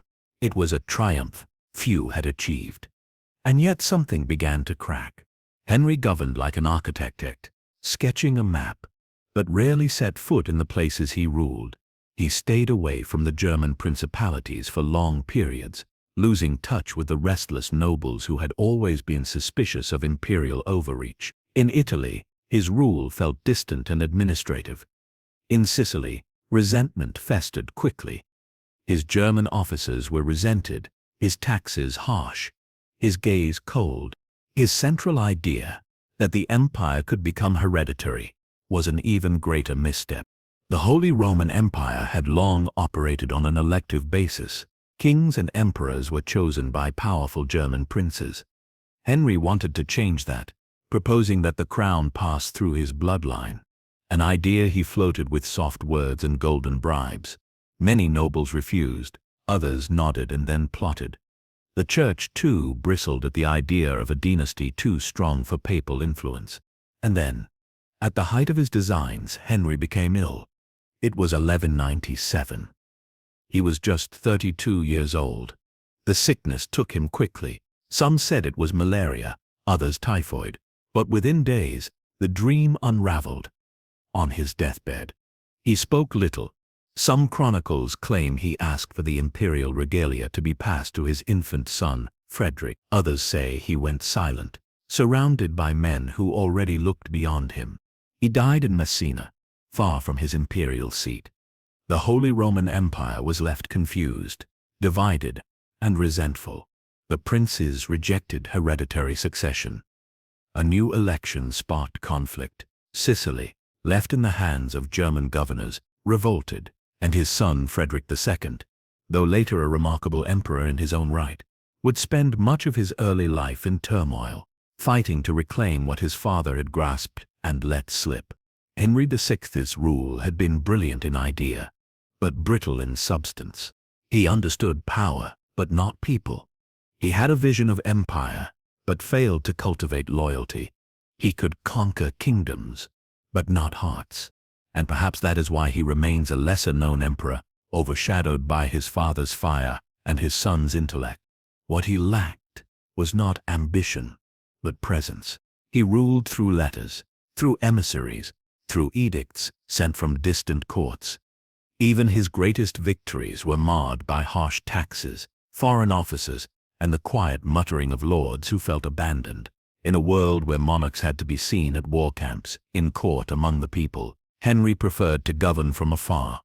And when he died, the world barely paused. No great cathedral held a ceremony in his name. No poets wrote his glory. The Sicilians rejoiced. The Germans bickered. The papacy maneuvered to retake lost ground. The vision of a hereditary pan-European empire flickered and fell to ash. And yet, something of Henry endured in stone, in memory. In the Sicilian cathedral of Palermo, his tomb remains solemn, cold, majestic. There, beneath vaulted ceilings, he lies beside his wife and son, an emperor in eternal rest, surrounded by the dust of dreams never fulfilled. Somewhere in those shadows, one might still hear his voice. Not loud, not pleading, simply firm, calculating, asking why his empire did not obey. But the answer was always simple. He had the crown, but never the closeness. The English countryside holds the silence of kings, rolling green pastures, weathered stone chapels, and forests once stalked by armored riders. Among these lands, the legacy of monarchs lives on, not only in castles or laws, but in the memories of what might have been. And few kings echo with such tragic subtlety as Richard II, the child monarch, who became a poet, a tyrant, and ultimately a king undone by his own reflection. He was just 10 years old when he inherited the English throne in 1377, after the death of his grandfather Edward III. His father, the celebrated warrior, Edward the Black Prince, had died the year before, and so the crown fell upon the head of a boy. Curious, sensitive, and deeply unsuited to the world that awaited him. England, at the time, was not a peaceful kingdom. The 100 Years' War with France drained the treasury. The peasants' revolt in 1381, sparked by crushing taxes and harsh feudalism, showed the deep cracks in the realm. Cities seethed. Lords whispered. The people, from lowly ploughmen to great barons, looked to the throne for direction. At first, young Richard gave them hope. When the peasants stormed London and demanded an end to serfdom, it was Richard, barely 14, who rode out to meet them face to face. Calm and composed, he addressed the rebels, promised reforms, and persuaded them to stand down. For a moment he was seen as brave, wise beyond his years, a monarch of vision and peace. But peace, in Richard's hands, proved fleeting. As he matured, Richard grew distant. He rejected the guidance of seasoned lords. He surrounded himself with a circle of favorites, young men with wealth, art, and influence, but little sense of governance. He fell in love with courtly culture, paintings, poetry, symbolism. He believed deeply in the divine right of kings, that his authority was absolute, unquestionable, and ordained by God. This belief hardened into autocracy. He punished those who questioned him. He silenced Parliament. He levied taxes without consultation. When a group of nobles known as the Lords Appellant rebelled against his inner circle, he was forced to submit, to see his allies exiled or executed. For a time, he bowed to the pressure, but he never forgot. And years later he returned to power, with vengeance. In 1397, Richard began a campaign of retribution. He arrested former rivals, exiled powerful nobles, and crushed dissent. One of the exiled was Henry Bolingbroke, Duke of Hereford, the son of John of Gaunt and Richard's own cousin. When Gaunt died, Richard seized his vast estates instead of allowing Henry to inherit them. It was a fatal error. Henry returned from exile in 1399, not with rebellion in his heart, but with a claim to his lands. What he found was a kingdom exhausted by Richard's vanity and fear. Nobles flocked to Henry. Castles opened their gates. Towns offered support. Richard fled. He was captured without resistance, imprisoned in Pontefract Castle. And before long he was forced to abdicate the throne. Henry was crowned King Henry IV, and Richard, once believed to rule by divine right, became merely a prisoner in the north. No battle, no siege. A kingdom taken not by force, but by weariness. He died a year later, in 1400. Some say he starved to death. Others claim he was murdered in secret. Whatever the truth, the result was the same. Richard was gone, buried first in an unmarked grave, later reinterred in Westminster Abbey beside his first wife, his tomb still quietly ornate, like the king himself. And yet, his presence never fully faded. In art, Richard is remembered vividly. His Wilton diptych, a masterpiece of medieval painting, shows him kneeling before the Virgin Mary, surrounded by saints, dressed in gold and reverence. He saw himself not as a ruler of men, but a sacred figure, touched by heaven, misunderstood by earth. This self-image was his crown and his downfall. He governed not by consent, but by vision, a vision too fragile for politics, too refined for rebellion. In trying to rule like a divinely chosen figure, he forgot the one truth every medieval king had to remember. Kings reign by the will of men, not the mirror. Richard II's tragedy is not that he was cruel, it's that he was detached from his people, from his nobles, from the practical demands of power. He believed himself untouchable, even as the throne cracked beneath him. In Shakespeare's telling, Richard becomes almost ethereal, more philosopher than prince, a man too lost in thought to see the sword at his throat. And perhaps that is true. His rule feels less like tyranny and more like a quiet withdrawal, a refusal to meet the world as it was, But even in his fall there is something hauntingly noble. He left behind no dynasty, no victories, no conquest. But he left behind a lesson about the dangers of isolation, of self-worship, of mistaking divinity for duty. Tonight, in the silent halls of Westminster, beneath carved angels and royal flags, Richard rests in stone. The world moves on, but his gaze remains eternal, soft, distant, watching a crown that once belonged to him, and yet never truly did. The river Loire winds through France like a quiet ribbon of memory, passing vineyards, cathedrals, and the once mighty chateau of kings long gone. And along that river, in the palace of Amboise, a boy was born in 1470, into splendor and tension. He would become Charles X, the monarch who dreamed too big, too late, and in so doing, turned a kingdom's gaze outward, only to leave it more fractured than before. Charles came to the throne as a child, after the death of his father, Louis XI, a shrewd and calculating king known as the universal spider for his web of political plots. Louis left behind a secure, centralized monarchy, but also a realm still recovering from the 100 Years' War and the stubborn feudalism of its lords. The young Charles was crowned at 13, but true power remained in the hands of his older sister, Anne of France, and her husband, the Duke of Bourbon. They ruled wisely in his name, keeping the peace and preserving the legacy left by their father. But Charles was never molded for rule in the way his forebears had been. Frail in body, modest in education, and easily swayed, he spent his early years more fascinated by tales of knights and distant glory than by the cold mechanics of kingship. And in those tales, he found a dream called Italy. At the end of the 15th century, the Italian peninsula was a shimmering mosaic of wealth, culture, and pride. Florence, Milan, Venice, and Naples glowed with art and ambition.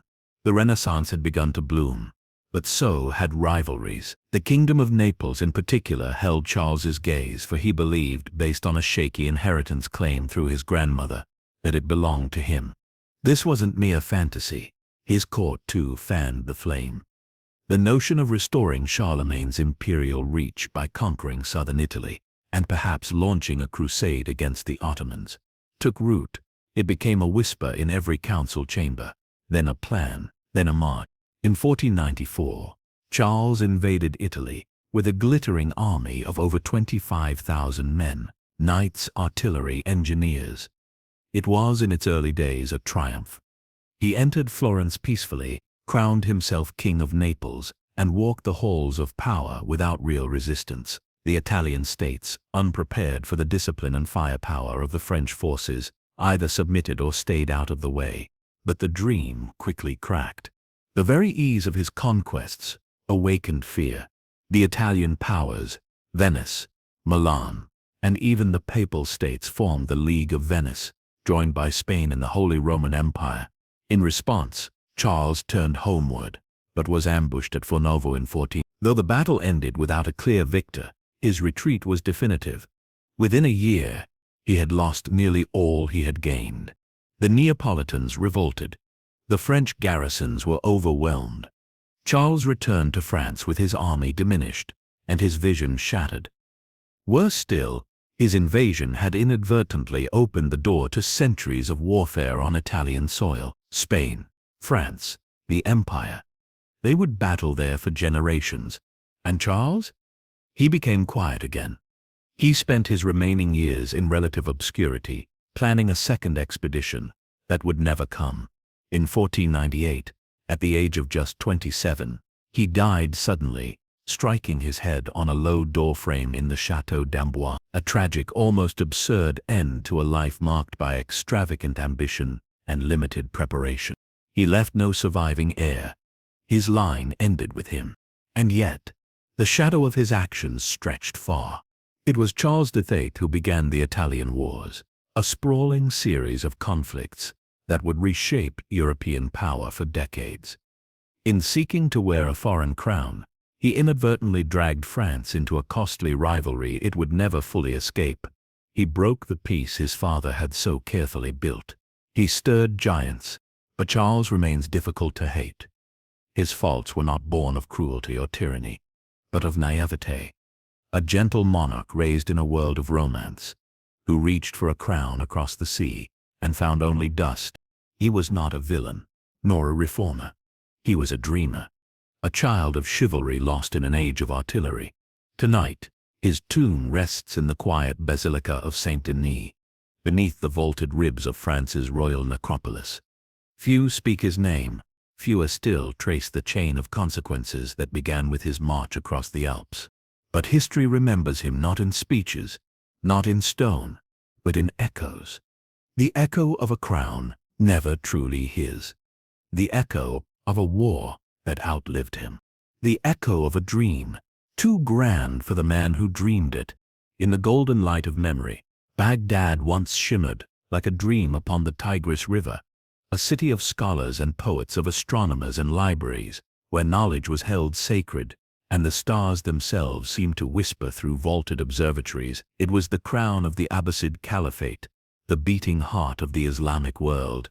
But by the mid-13th century, that heart had begun to falter, and at its center stood a caliph, remembered not for brilliance, but for silence. His name was al-Mustasim, the last Abbasid caliph of Baghdad. He came to power in 1222, in an empire whose glory had long passed.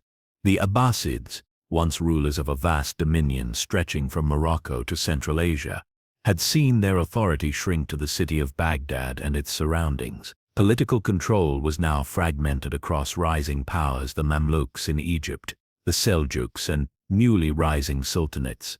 The caliph still held symbolic weight, still bore the title commander of the faithful, but real power had long shifted away.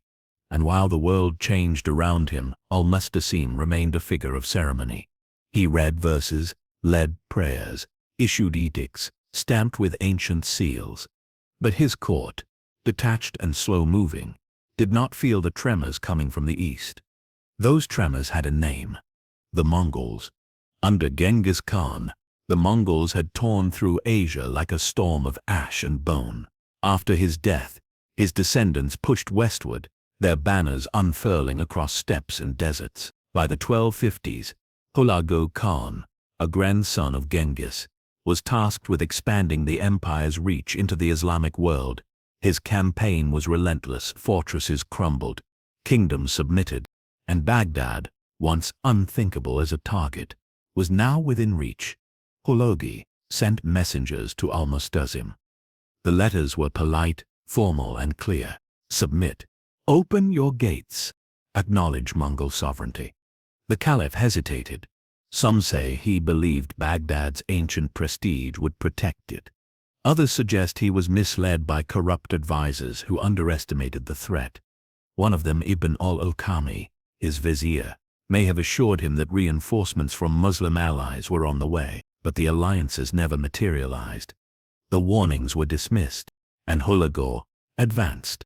In 1258, the Mongols surrounded Baghdad. Their army was massive, armed with siege engines, engineers, and ruthless discipline. They dammed the Tigris to weaken the city's defenses. Still, al-Mustasim waited, issuing proclamations, praying for deliverance, watching from his palace. The gates of Baghdad fell in just 2 weeks. What followed was not conquest. It was devastation. The Mongols entered with cold method. They looted homes, burned mosques, threw books into the river. The waters of the Tigris, once the lifeblood of a golden civilization, were said to have run black with ink, red with blood. Historians debate the numbers, but tens, perhaps hundreds of thousands died. It was the end of an era, and al-Mustasim, the caliph who had ruled the city of peace, was captured alive. For a man raised in ceremony, it was a moment stripped of all dignity. He was brought before Hulagu, silent, trembling, lost in the smoke of his own city. Hulagu, in keeping with Mongol customs, would not spill royal blood. So the caliph was reportedly rolled inside a carpet and trampled to death by horses. A brutal metaphor for a rule that had grown too soft, too ceremonial, too unaware. The fall of Baghdad marked the end of the Abbasid Caliphate in its classical form. Though a shadow caliphate would later be established in Cairo under Mamluk protection, the moral and intellectual center of Islamic civilization had been torn apart. The House of Wisdom, home to translations of Aristotle and volumes of science, was gone. The flame of learning dimmed, and Al-Mustasim became a symbol not of treachery, not of violence, but of fatal passivity. He had not conspired against his people. He had not waged unjust wars. He had simply failed to lead, failed to respond, failed to imagine that the storm at the edge of the map would one day knock upon his own gates. History is rarely kind to the hesitant. And yet, how human he seems. A ruler clinging to tradition while the world turns. A man surrounded by advisors who told him what he wanted to hear. A believer in ceremony when the hour called for steel. Al-Mustasim ruled a city built on centuries of faith, poetry, and beauty. And he watched it burn because he thought no one would dare. Tonight, the ruins of Baghdad whisper his name, not in anger, not in mourning, but in memory. A name tied forever to a page turned too late. A reminder that even the greatest civilizations can end in silence, if no voice rises to meet the future. In the shadow of Rome's ancient ruins, the Vatican's marble halls hold the weight of centuries, some glorious, some quietly burdensome. Among the long line of popes who guided Europe's spiritual path, a few cast long, commanding shadows. Others vanished into quiet obscurity. And then there are those like Boniface VIII, whose pride and ambition nearly broke the very throne he sat upon. The late 13th century was a time of shifting powers. Monarchs across Europe were growing bold, claiming authority not just over land, but over conscience. Kings taxed bishops, courts tried clerics, and in this growing tangle of secular and sacred authority, the papacy stood uneasily, no longer the unchallenged voice of Christendom, but now one power among many. When Benedetto Caetani became Pope Boniface in 1294, he brought with him a sharp legal mind and a sharper ego. He had engineered the abdication of the gentle Celestine V, a humble monk overwhelmed by papal politics. Whispers said Boniface had pressured Celestine to resign, and even imprisoned him afterward to prevent any challenges to his authority. From the start, Boniface ruled not as a shepherd, but as a sovereign. He reasserted papal supremacy with unflinching confidence. In his most famous decree, Onum Sanctum, he wrote, "We declare, we proclaim, we define that it is absolutely necessary for salvation that every human creature be subject to the Roman pontiff." A bold claim. A dangerous one, at a time when kings saw themselves as divinely appointed. Such words landed like thunder. In France, King Philip IV, known as Philip the Fair, was already locking horns with the church. He taxed clergy to fund wars, imprisoned bishops, and even tried heretics, without Rome's approval. Boniface demanded obedience. Philip ignored him, and so the Pope excommunicated royal advisors, denounced the crown's policies, and declared the French king's actions null and void. The standoff deepened. Philip retaliated with strategy rather than force. His agents spread rumors that Boniface was corrupt, heretical, even mad. He assembled a council to depose the Pope and declared that the papacy had overstepped its spiritual role. Then, in 1303, came a moment that stunned all of Christendom. Philip's ally, Guillaume de Nogaret, marched south with Italian mercenaries and attacked the papal residence at Anagni. They broke through the palace gates and stormed into the Pope's chamber. Boniface, nearly 73 years old, stood firm. Dressed in full papal regalia, he waited. When they found him, he said, "Here is my head.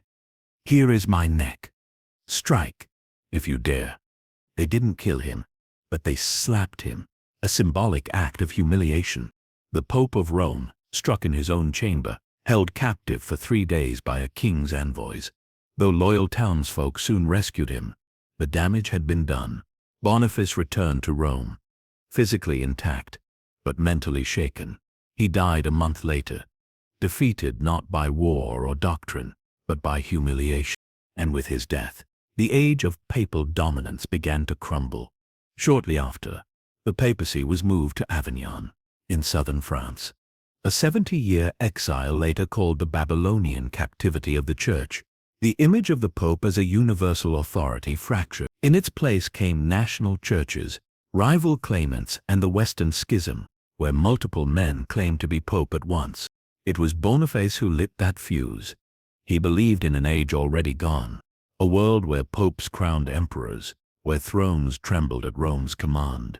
He clung to medieval papal supremacy, even as monarchs built modern states beneath his feet. He confused ritual with power and doctrine with dominance.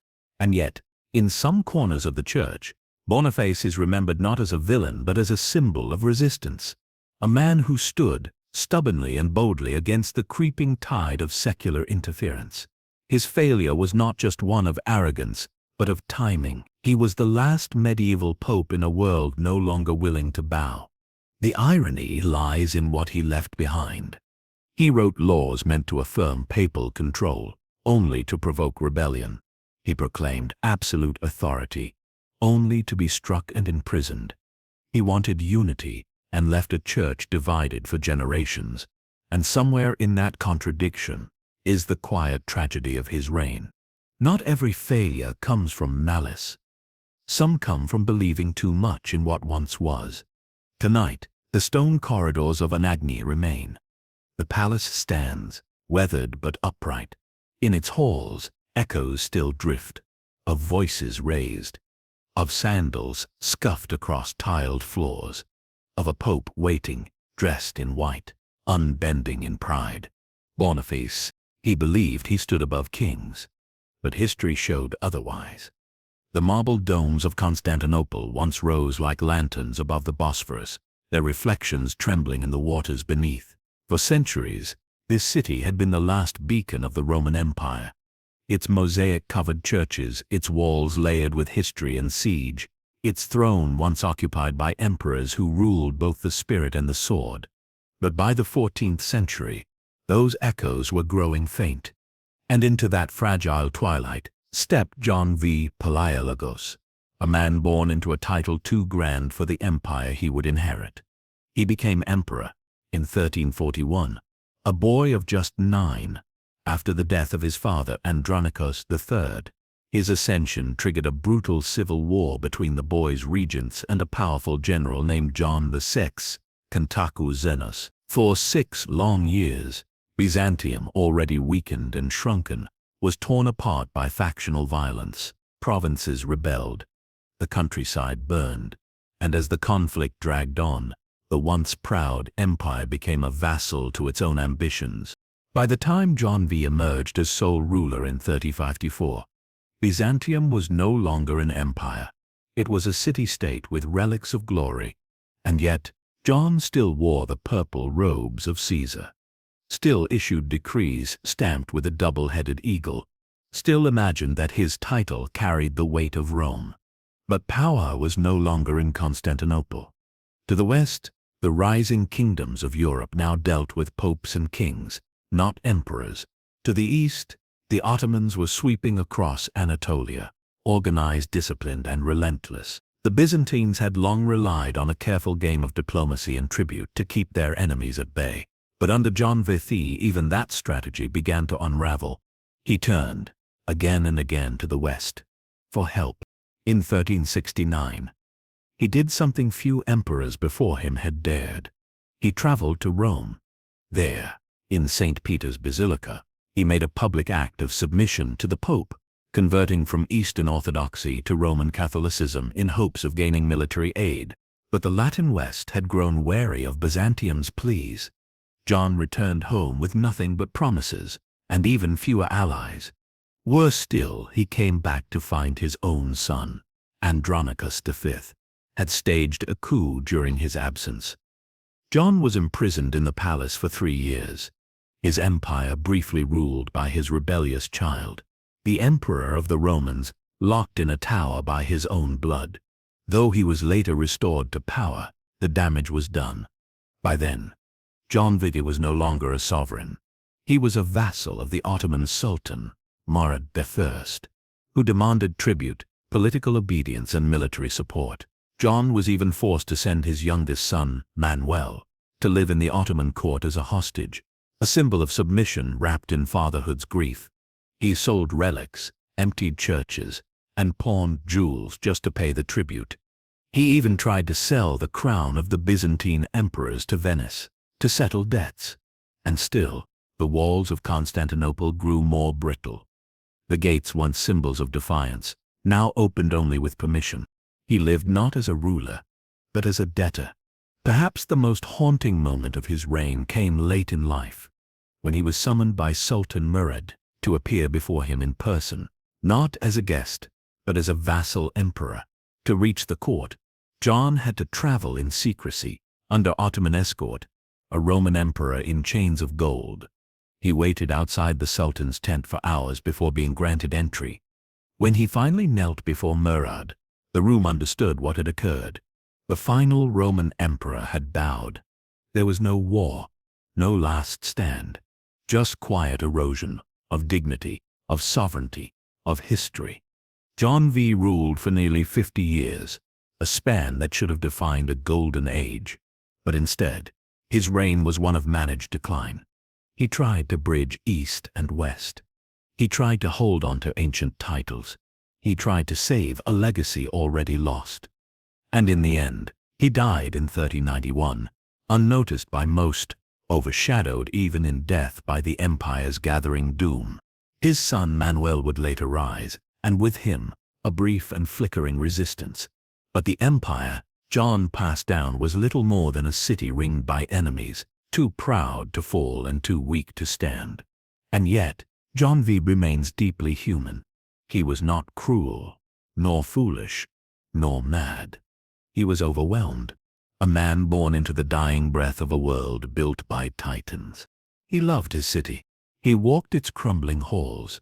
He believed that something sacred still rested beneath its domes. But the world no longer listened. Tonight, the ruins of the Blackenay Palace lie quiet, overgrown with ivy and silence. And beneath them, perhaps still lingering in stone and wind, are the whispered regrets of a man who could not save what he had been born to wear. John V Palaiologos, the emperor who drowned in debts and dreams. The wind moves cold and unyielding across the North Sea, tugging at rocky coasts and stone-built castles. Between these northern kingdoms, Scotland, Denmark, Norway, there once lay a delicate thread of peace, woven not through treaty or conquest, but through a child bride with trembling shoulders and the weight of 2 crowns. Her name was Margaret of Denmark, Queen of Scotland, mother of a dead heir, and a royal figure whose quiet missteps helped fracture a fragile future. Born in 1456, Margaret was the daughter of Christian I, the King of Denmark, Norway, and Sweden.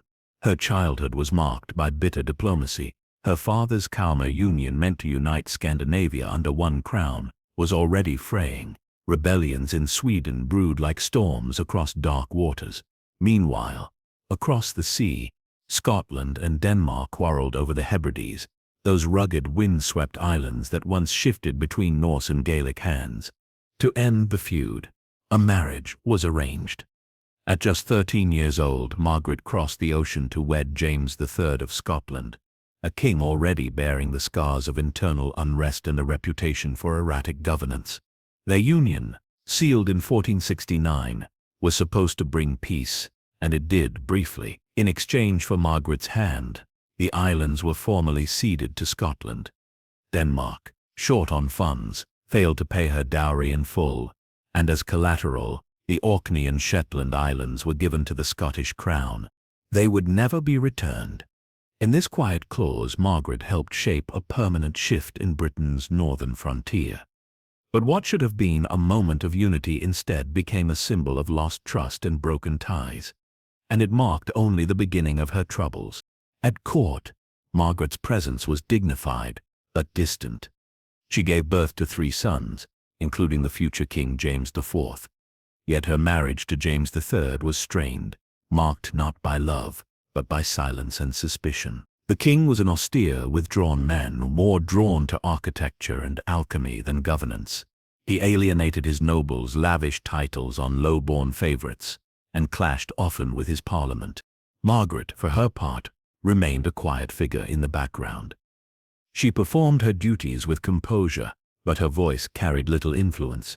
Even as the queen, she could not temper the growing discontent around the king. The kingdom fractured beneath her feet. By the late 1470s, Scotland simmered with unrest. Nobles whispered openly of rebellion. James imprisoned his brothers, accused allies of treason, and retreated further into isolation. Through it all, Margaret stayed in Edinburgh, increasingly estranged from her husband, her sons caught between crown and court. Some chroniclers suggest she disapproved of James's conduct. Others hint that she refused to be crowned, holding herself back from full public alliance with her husband's decisions. She began spending more time apart from the royal court, often in Stirling, seeking comfort in the quieter duties of motherhood and prayer. In 1486, at just 30 years old, Margaret died. Some say of illness, others say of heartbreak. She was buried at Cambuscaneth Abbey, a simple tomb for a queen who never truly ruled. Her husband did not attend the funeral. Just a year later, he was overthrown and killed in battle by his own nobles, among them his son James I, Margaret's child, barely 15. In death, Margaret became something more. A symbol of what might have been. A mother of kings, a queen without power, a quiet hinge in history. Her marriage had brought lands, but not loyalty. Her children inherited the crown, but not peace. And her homeland, Denmark, never recovered the islands it had pledged. The Orkneys and Shetlands, once Norse, now Scottish, remained a lasting emblem of Margaret's story, a gentle offering turned irrevocable loss. Generations later, legal arguments would still invoke her dowry, her name, her distant voyage across a sea that now divided two worlds. And yet her story endures not in grandeur, but in stillness. She was not a warrior queen, nor a reformer. She did not command armies or draft charters, but she changed history, not by presence, but by passage. Tonight, beneath Scotland's mist and moor, her memory lies quiet, not on banners or stone walls, but in waves that break against long-claimed shores, in the whisper of wind between Orkney stones, in the silence of a crown placed gently on the head of a girl too young to speak. Margaret of Denmark, the queen who came with peace and left behind a border. In the heart of Central Europe, among dense forests and darkening spires, the lands of Bohemia once pulsed with intellectual fire and imperial ambition. Prague's stone bridges arched over quiet rivers, its cathedrals climbed toward the sky, and the bells of its universities echoed with philosophy and faith. And ruling over this realm, at least in name, was a man whose throne grew lighter as the years passed. His name was Wenceslas VI, King of Bohemia, and for a time, King of the Romans. But titles, as history shows, are not crowns, and crowns are not power. Wenceslas had all three, yet held none for long. Born in 1361, Wenceslas was the son of Charles IV, the beloved Holy Roman Emperor, who had elevated Prague to a center of European learning. Charles was a builder, a patron of scholarship, and a stabilizing force in a fractured empire. His son, in contrast, was raised in grandeur, but not in readiness. Crowned King of Bohemia as a child, and later elected King of the Romans, a title designating the imperial heir, Wenceslas inherited prestige far greater than his ability to command it. He was clever, but listless, intelligent, but reclusive. He loved hunting, conversation, and poetry. He showed kindness to commoners, but neglected the mechanics of rule, and as the empire creaked beneath competing interests, Wenceslas watched from within his walled estates, playing at politics without ever truly entering the field. Trouble brewed early. The German princes who had once supported him grew restless as he ignored imperial duties, rather than travel through the empire, assert authority, or negotiate disputes. Wenceslas remained in Bohemia, consumed by local concerns. He failed to attend crucial meetings. He delayed decisions. His absence became louder than his words. By the 1390s, his neglect had become a liability. The imperial nobility declared that he had abdicated his responsibilities, and in 1400 they acted. Wenceslas was deposed as king of the Romans, replaced by Rupert of the Palatinate. It was a dramatic shift. Though he still held the Bohemian throne, his grip on the broader empire slipped away, quietly, without war, almost without protest. Wenceslas did not fight to keep it, and in this passivity lay the heart of his reign. He was not a tyrant, not a butcher, not a madman. He simply withdrew from urgency, from politics, from the idea that power must be used to exist. In Bohemia, his rule fared little better. His nobles warred among themselves. His authority fractured. Religious tensions deepened, as Jan Hus, a reforming preacher, began to question the corruption of the church. Hus had Wenceslas's sympathy, at least for a time, but the king offered neither protection nor opposition when Hus's movement gathered strength. Wenceslas drifted. Even as Bohemia moved toward reformation and revolt, its king offered no steady hand. In 1394 his own nobles turned against him, imprisoning him in Austria. He was freed months later, but the episode symbolized what had become of his kingship. Fragile, compromised, and increasingly ornamental. By 1410 Wenceslas lived more in retreat than in rule. The empire moved on without him. The papal schism, splitting Christendom between rival popes, raged on, unresolved. Bohemia drifted toward civil war. His court, once envisioned as the jewel of Europe, had dimmed to a quiet murmur. And then in 1419, on a summer day in Prague, Wenceslas died of a stroke. The city would rise in rebellion just days later. Tabiti's followers, the Hussites, stormed Prague in the wake of Wenceslas's death, igniting decades of war that would transform the kingdom. The old order, already hollowed, finally collapsed, and the emperor who had once held both the crown of Rome and the heart of Bohemia had faded without thunder, without flame, only silence, and that silence became his legacy. In Wenceslas, history remembers a different kind of failed ruler, not one who wrought destruction, but one who permitted it through inaction. His reign was not marred by cruelty or tyranny, but by the refusal to leave. He stood at the hinge between medieval structure and modern crisis, and chose not to open the door. There is a sadness in his story, soft and persistent. He might have been a patron of peace, a reconciler of worlds. He might have steered Bohemia through the storm that gathered beneath its spires. Instead, he watched from the edges. Tonight, the stones of Prague still stand, old and enduring. The Charles Bridge crosses the Vltava, its statues weathered but upright. Beneath those stones the echoes of Wenceslas remain, not as commands or decrees but as questions left unanswered. What becomes of a ruler who never truly ruled? What happens when power is placed in gentle hands that never close around it? Wenceslas, a shadow king, a name wrapped in silence. The red rose of Lancaster once bloomed bright on England's battlefields, sewn into banners and whispered in loyal prayers. It stood for inheritance, legitimacy, and royal claim, in a time when such things were always shadowed by swords. And beneath that rose, blood ran deep, none deeper than that of Edward of Westminster, the only son of Henry II and Queen Margaret of Anjou. He was born into war. He died in war. And he remains one of the most tragic footnotes in the long and weary saga of the Wars of the Roses, a boy prince hardened too early by ambition and extinguished too quickly by fate.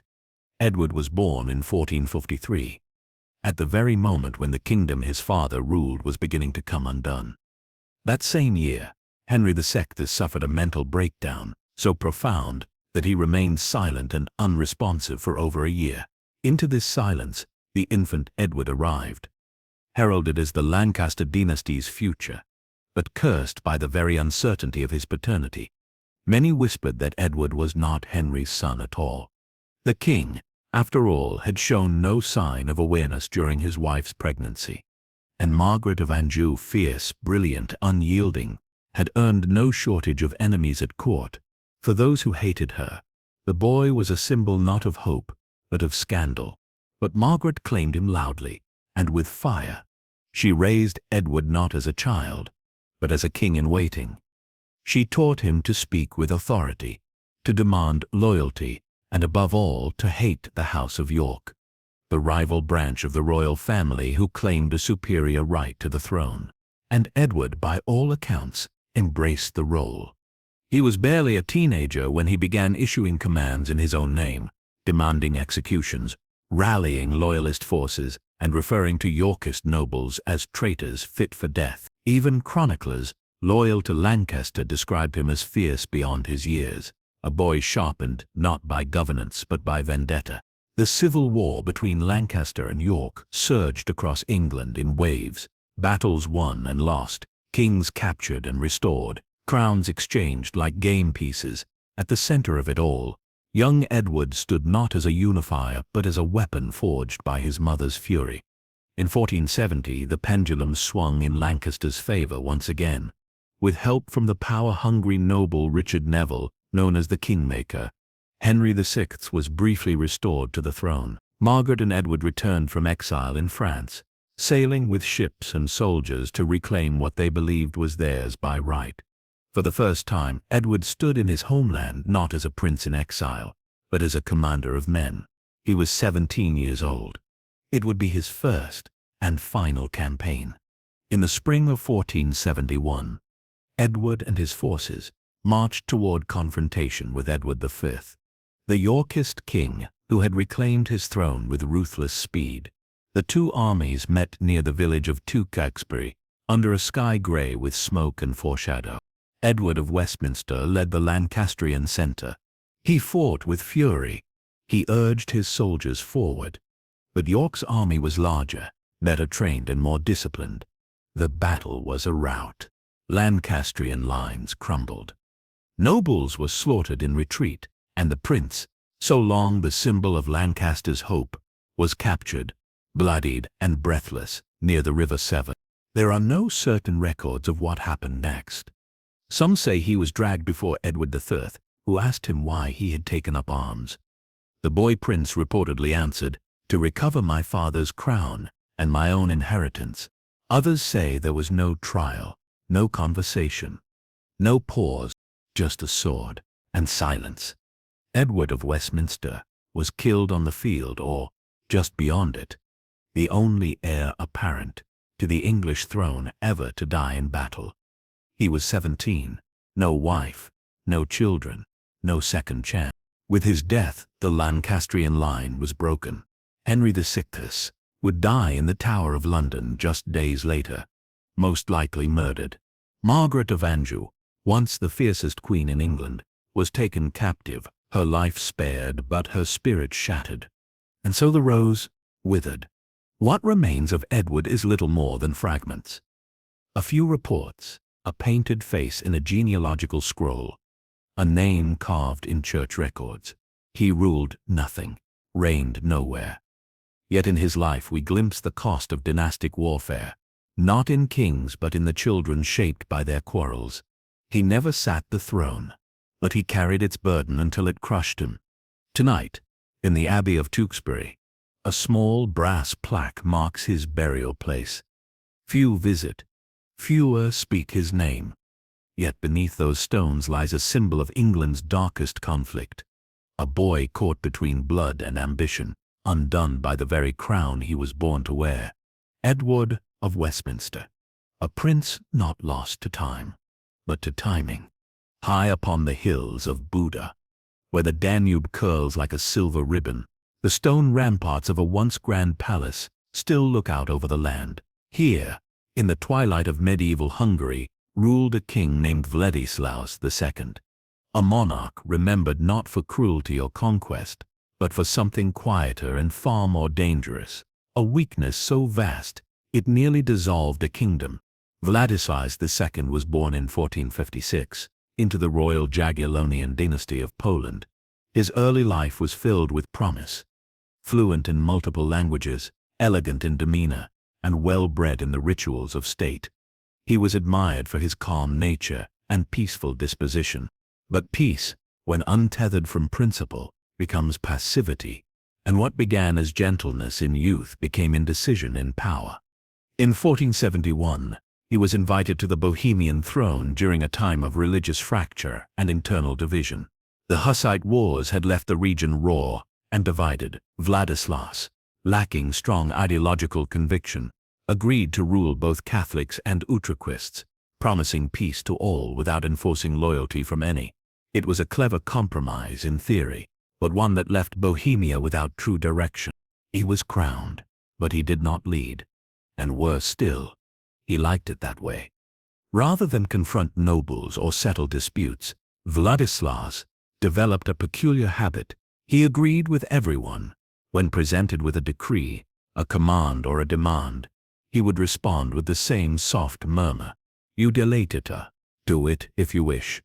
So frequent was this response, it earned him a nickname that would follow him into history: King Benny, or Dobre, the Yes King.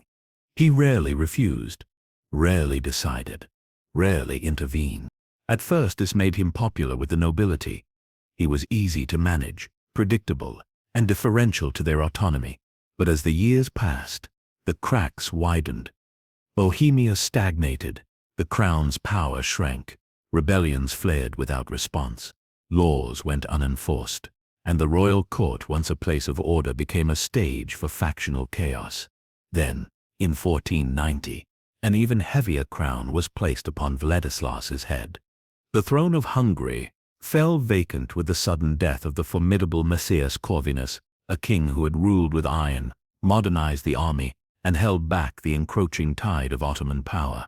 Hungary's nobles, desperate for a softer hand, invited Władysław to become their king as well.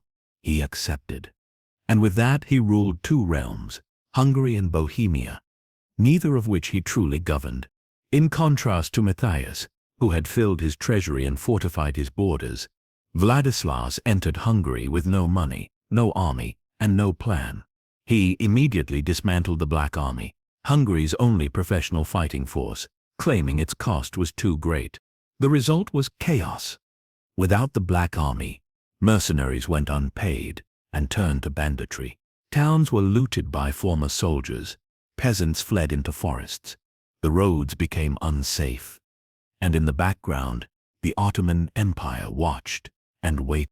Meanwhile, the Hungarian nobility seized their chance. They carved up the crown's authority, passing decrees that gave themselves more power and stripped the monarchy of its remaining wealth. Władysław, true to form, gave his assent. Do as you like. Even when the Ottoman raids intensified in the south, Władysław refused to raise taxes or reinforce defenses. He hosted dignitaries in splendor, held ceremonies, and wandered the halls of Buda Castle in fine robes, while the walls of Christendom cracked beneath his feet. He rarely traveled beyond his palaces, rarely visited the people, rarely imposed. It was not that he was cruel, he simply did not act. And in that stillness, history began to move without him. By the early 1500s, both Bohemia and Hungary were deeply weakened, their borders frayed, their treasuries bled dry, their peoples disillusioned. Yet Władysław ruled on, quiet, ceremonial, invisible. He died in 1516, leaving behind a young son, Louis II, to inherit the dual crown. Within 20 years, that boy would die at the Battle of Mohacs, cut down by Ottoman forces. Hungary would be split and invaded. Bohemia would fall into Habsburg hands. The independent strength of both kingdoms, built by warriors and thinkers across centuries, ended not in fire but in fatigue. And at the center of that slow erosion stands Władysław II, a man born to two thrones, who dared not sit fully in either. A king who said yes to everything and protected nothing. A monarch who feared to act, and so invited disaster. Tonight, the stone remnants of Buda Castle still gaze out across the Danube, now part of a modern capital. The wind carries no royal proclamations, but if one listens carefully, beneath the breath of old banners and river mists, one might still hear a whisper. Do as you like. Władysław II, the king who mistook patience for peace, and watched his kingdom slip through an open hand. Beneath the hot sun of southern Italy, where citrus groves spill their fragrance into the salt-tinged air and palaces shimmer in golden haze, once lay the kingdom of Naples, a realm split between splendor and suspicion, terror and elegance, and seated on its throne, in the 15th century, was a ruler who embodied both its brilliance and its brutality, Ferdinand I of Naples, also called Ferrante. To his allies, he was sharp-minded and courtly. To his enemies, he was something else entirely. A master of masks, a collector of corpses, a king whose dungeons whispered long after his courts fell silent. Ferrante was born in 1423, the illegitimate son of Alfonso V of Aragon, who ruled both Aragon in Spain and Naples in Italy. Though a bastard, Ferrante was acknowledged early and raised with the luxuries of royalty. When Alfonso died in 1458, he left Naples to his son, not without controversy. The Neapolitan nobility, long weary of centralized power, bristled at Ferrante's rise. He was not of native royal blood. He had no legal claim under traditional Neapolitan succession, and yet he wore the crown with confidence. Almost immediately, rebellion stirred. The great lords of Naples, led by the powerful Barons' League, revolted, hoping to replace Ferrante with a more pliable noble or even a French prince. Ferrante responded with a mix of strategic marriages, ruthless espionage, and when necessary overwhelming force. He crushed the uprising. He confiscated lands. He promised forgiveness. And then he built his underground museum. Beneath the Castel Nuovo, in Naples, legend says, Ferrante created a private gallery, a macabre collection of the embalmed corpses of those who had betrayed him. The rebellious barons, preserved and clothed in their finest attire, were arranged in postures of supplication or contemplation, seated in lifelike positions in a hidden chamber. Ferrante would allegedly walk through the room when feeling doubtful, gazing upon the faces of those who had once threatened his rule. It was his reminder: mercy is fragile, and memory must be taught. Though some historians debate the literal truth of this grim display, its metaphorical reality is beyond doubt.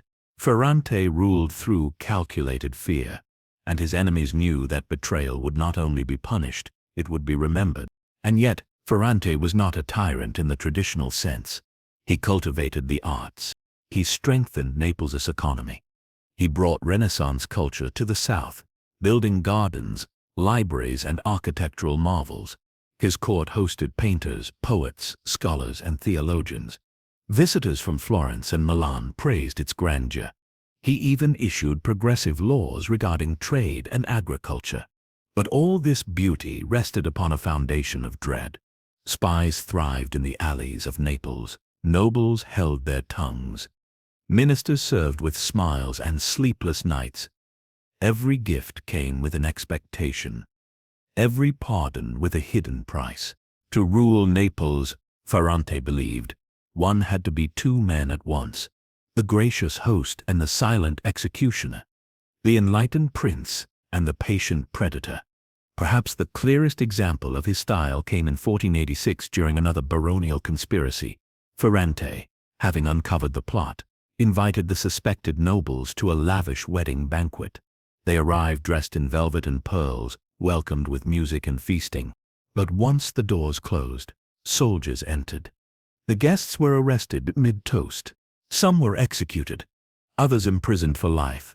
Their families were stripped of wealth, and once again Ferrante's authority was sealed with silence. It is tempting to call him mad, but madness is chaotic. Ferrante was never that.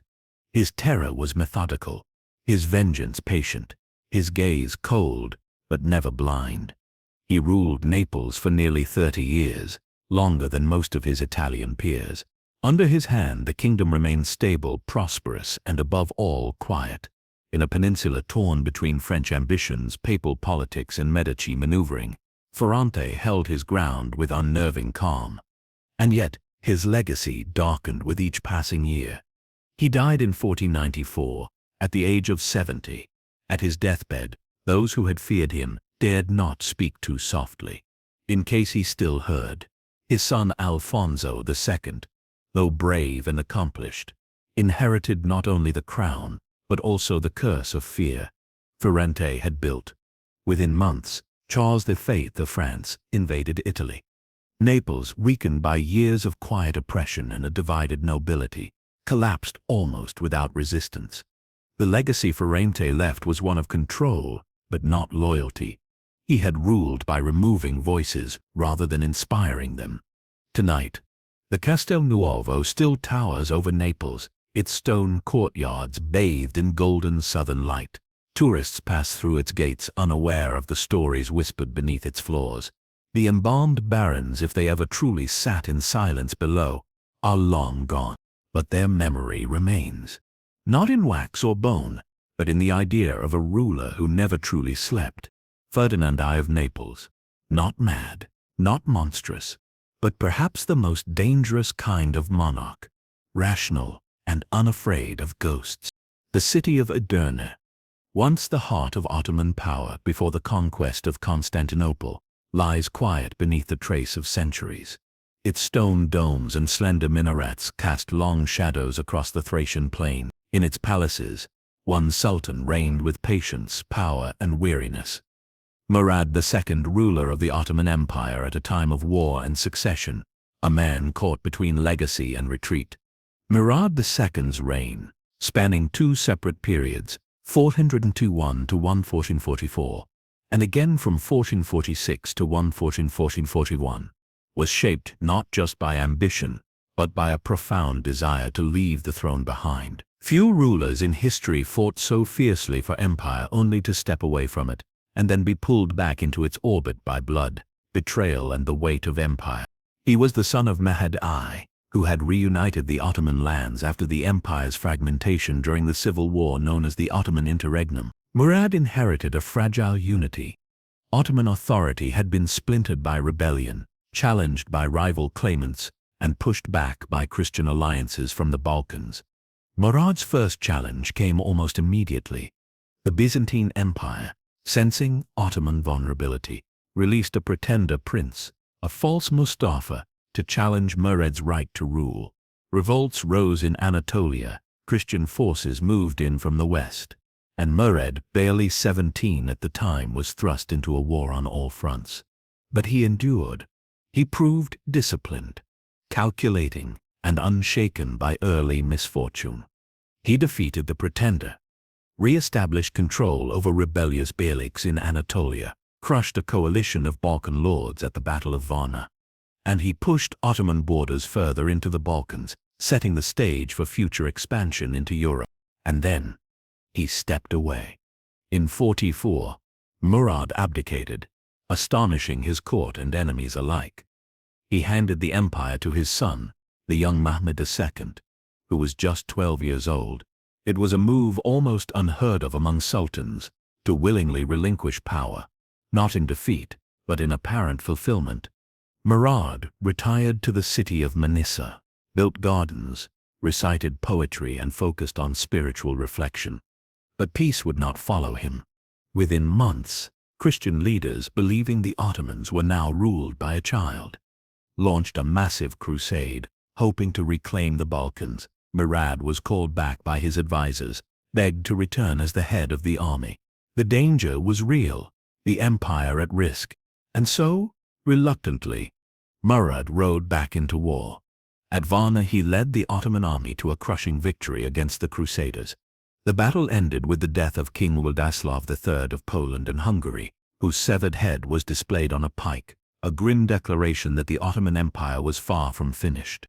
Murad returned to the throne in 1446, but something within him had shifted. Though he ruled for 5 more years, it was a reign marked by fatigue.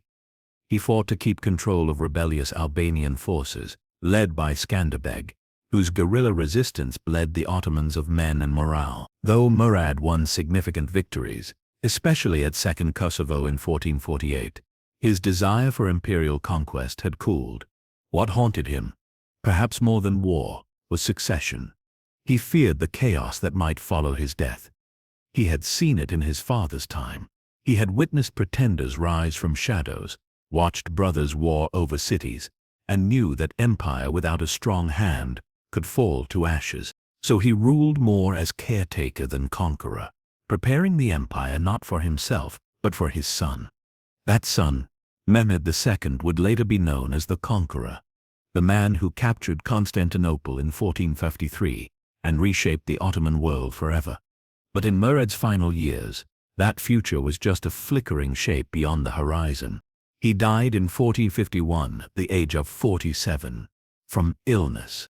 His body was buried in Bursa, in a simple mausoleum surrounded by cypress trees, close to the resting places of earlier Ottoman rulers. And though his tomb stands quiet, the echoes of his conflicted reign still linger in history's corners.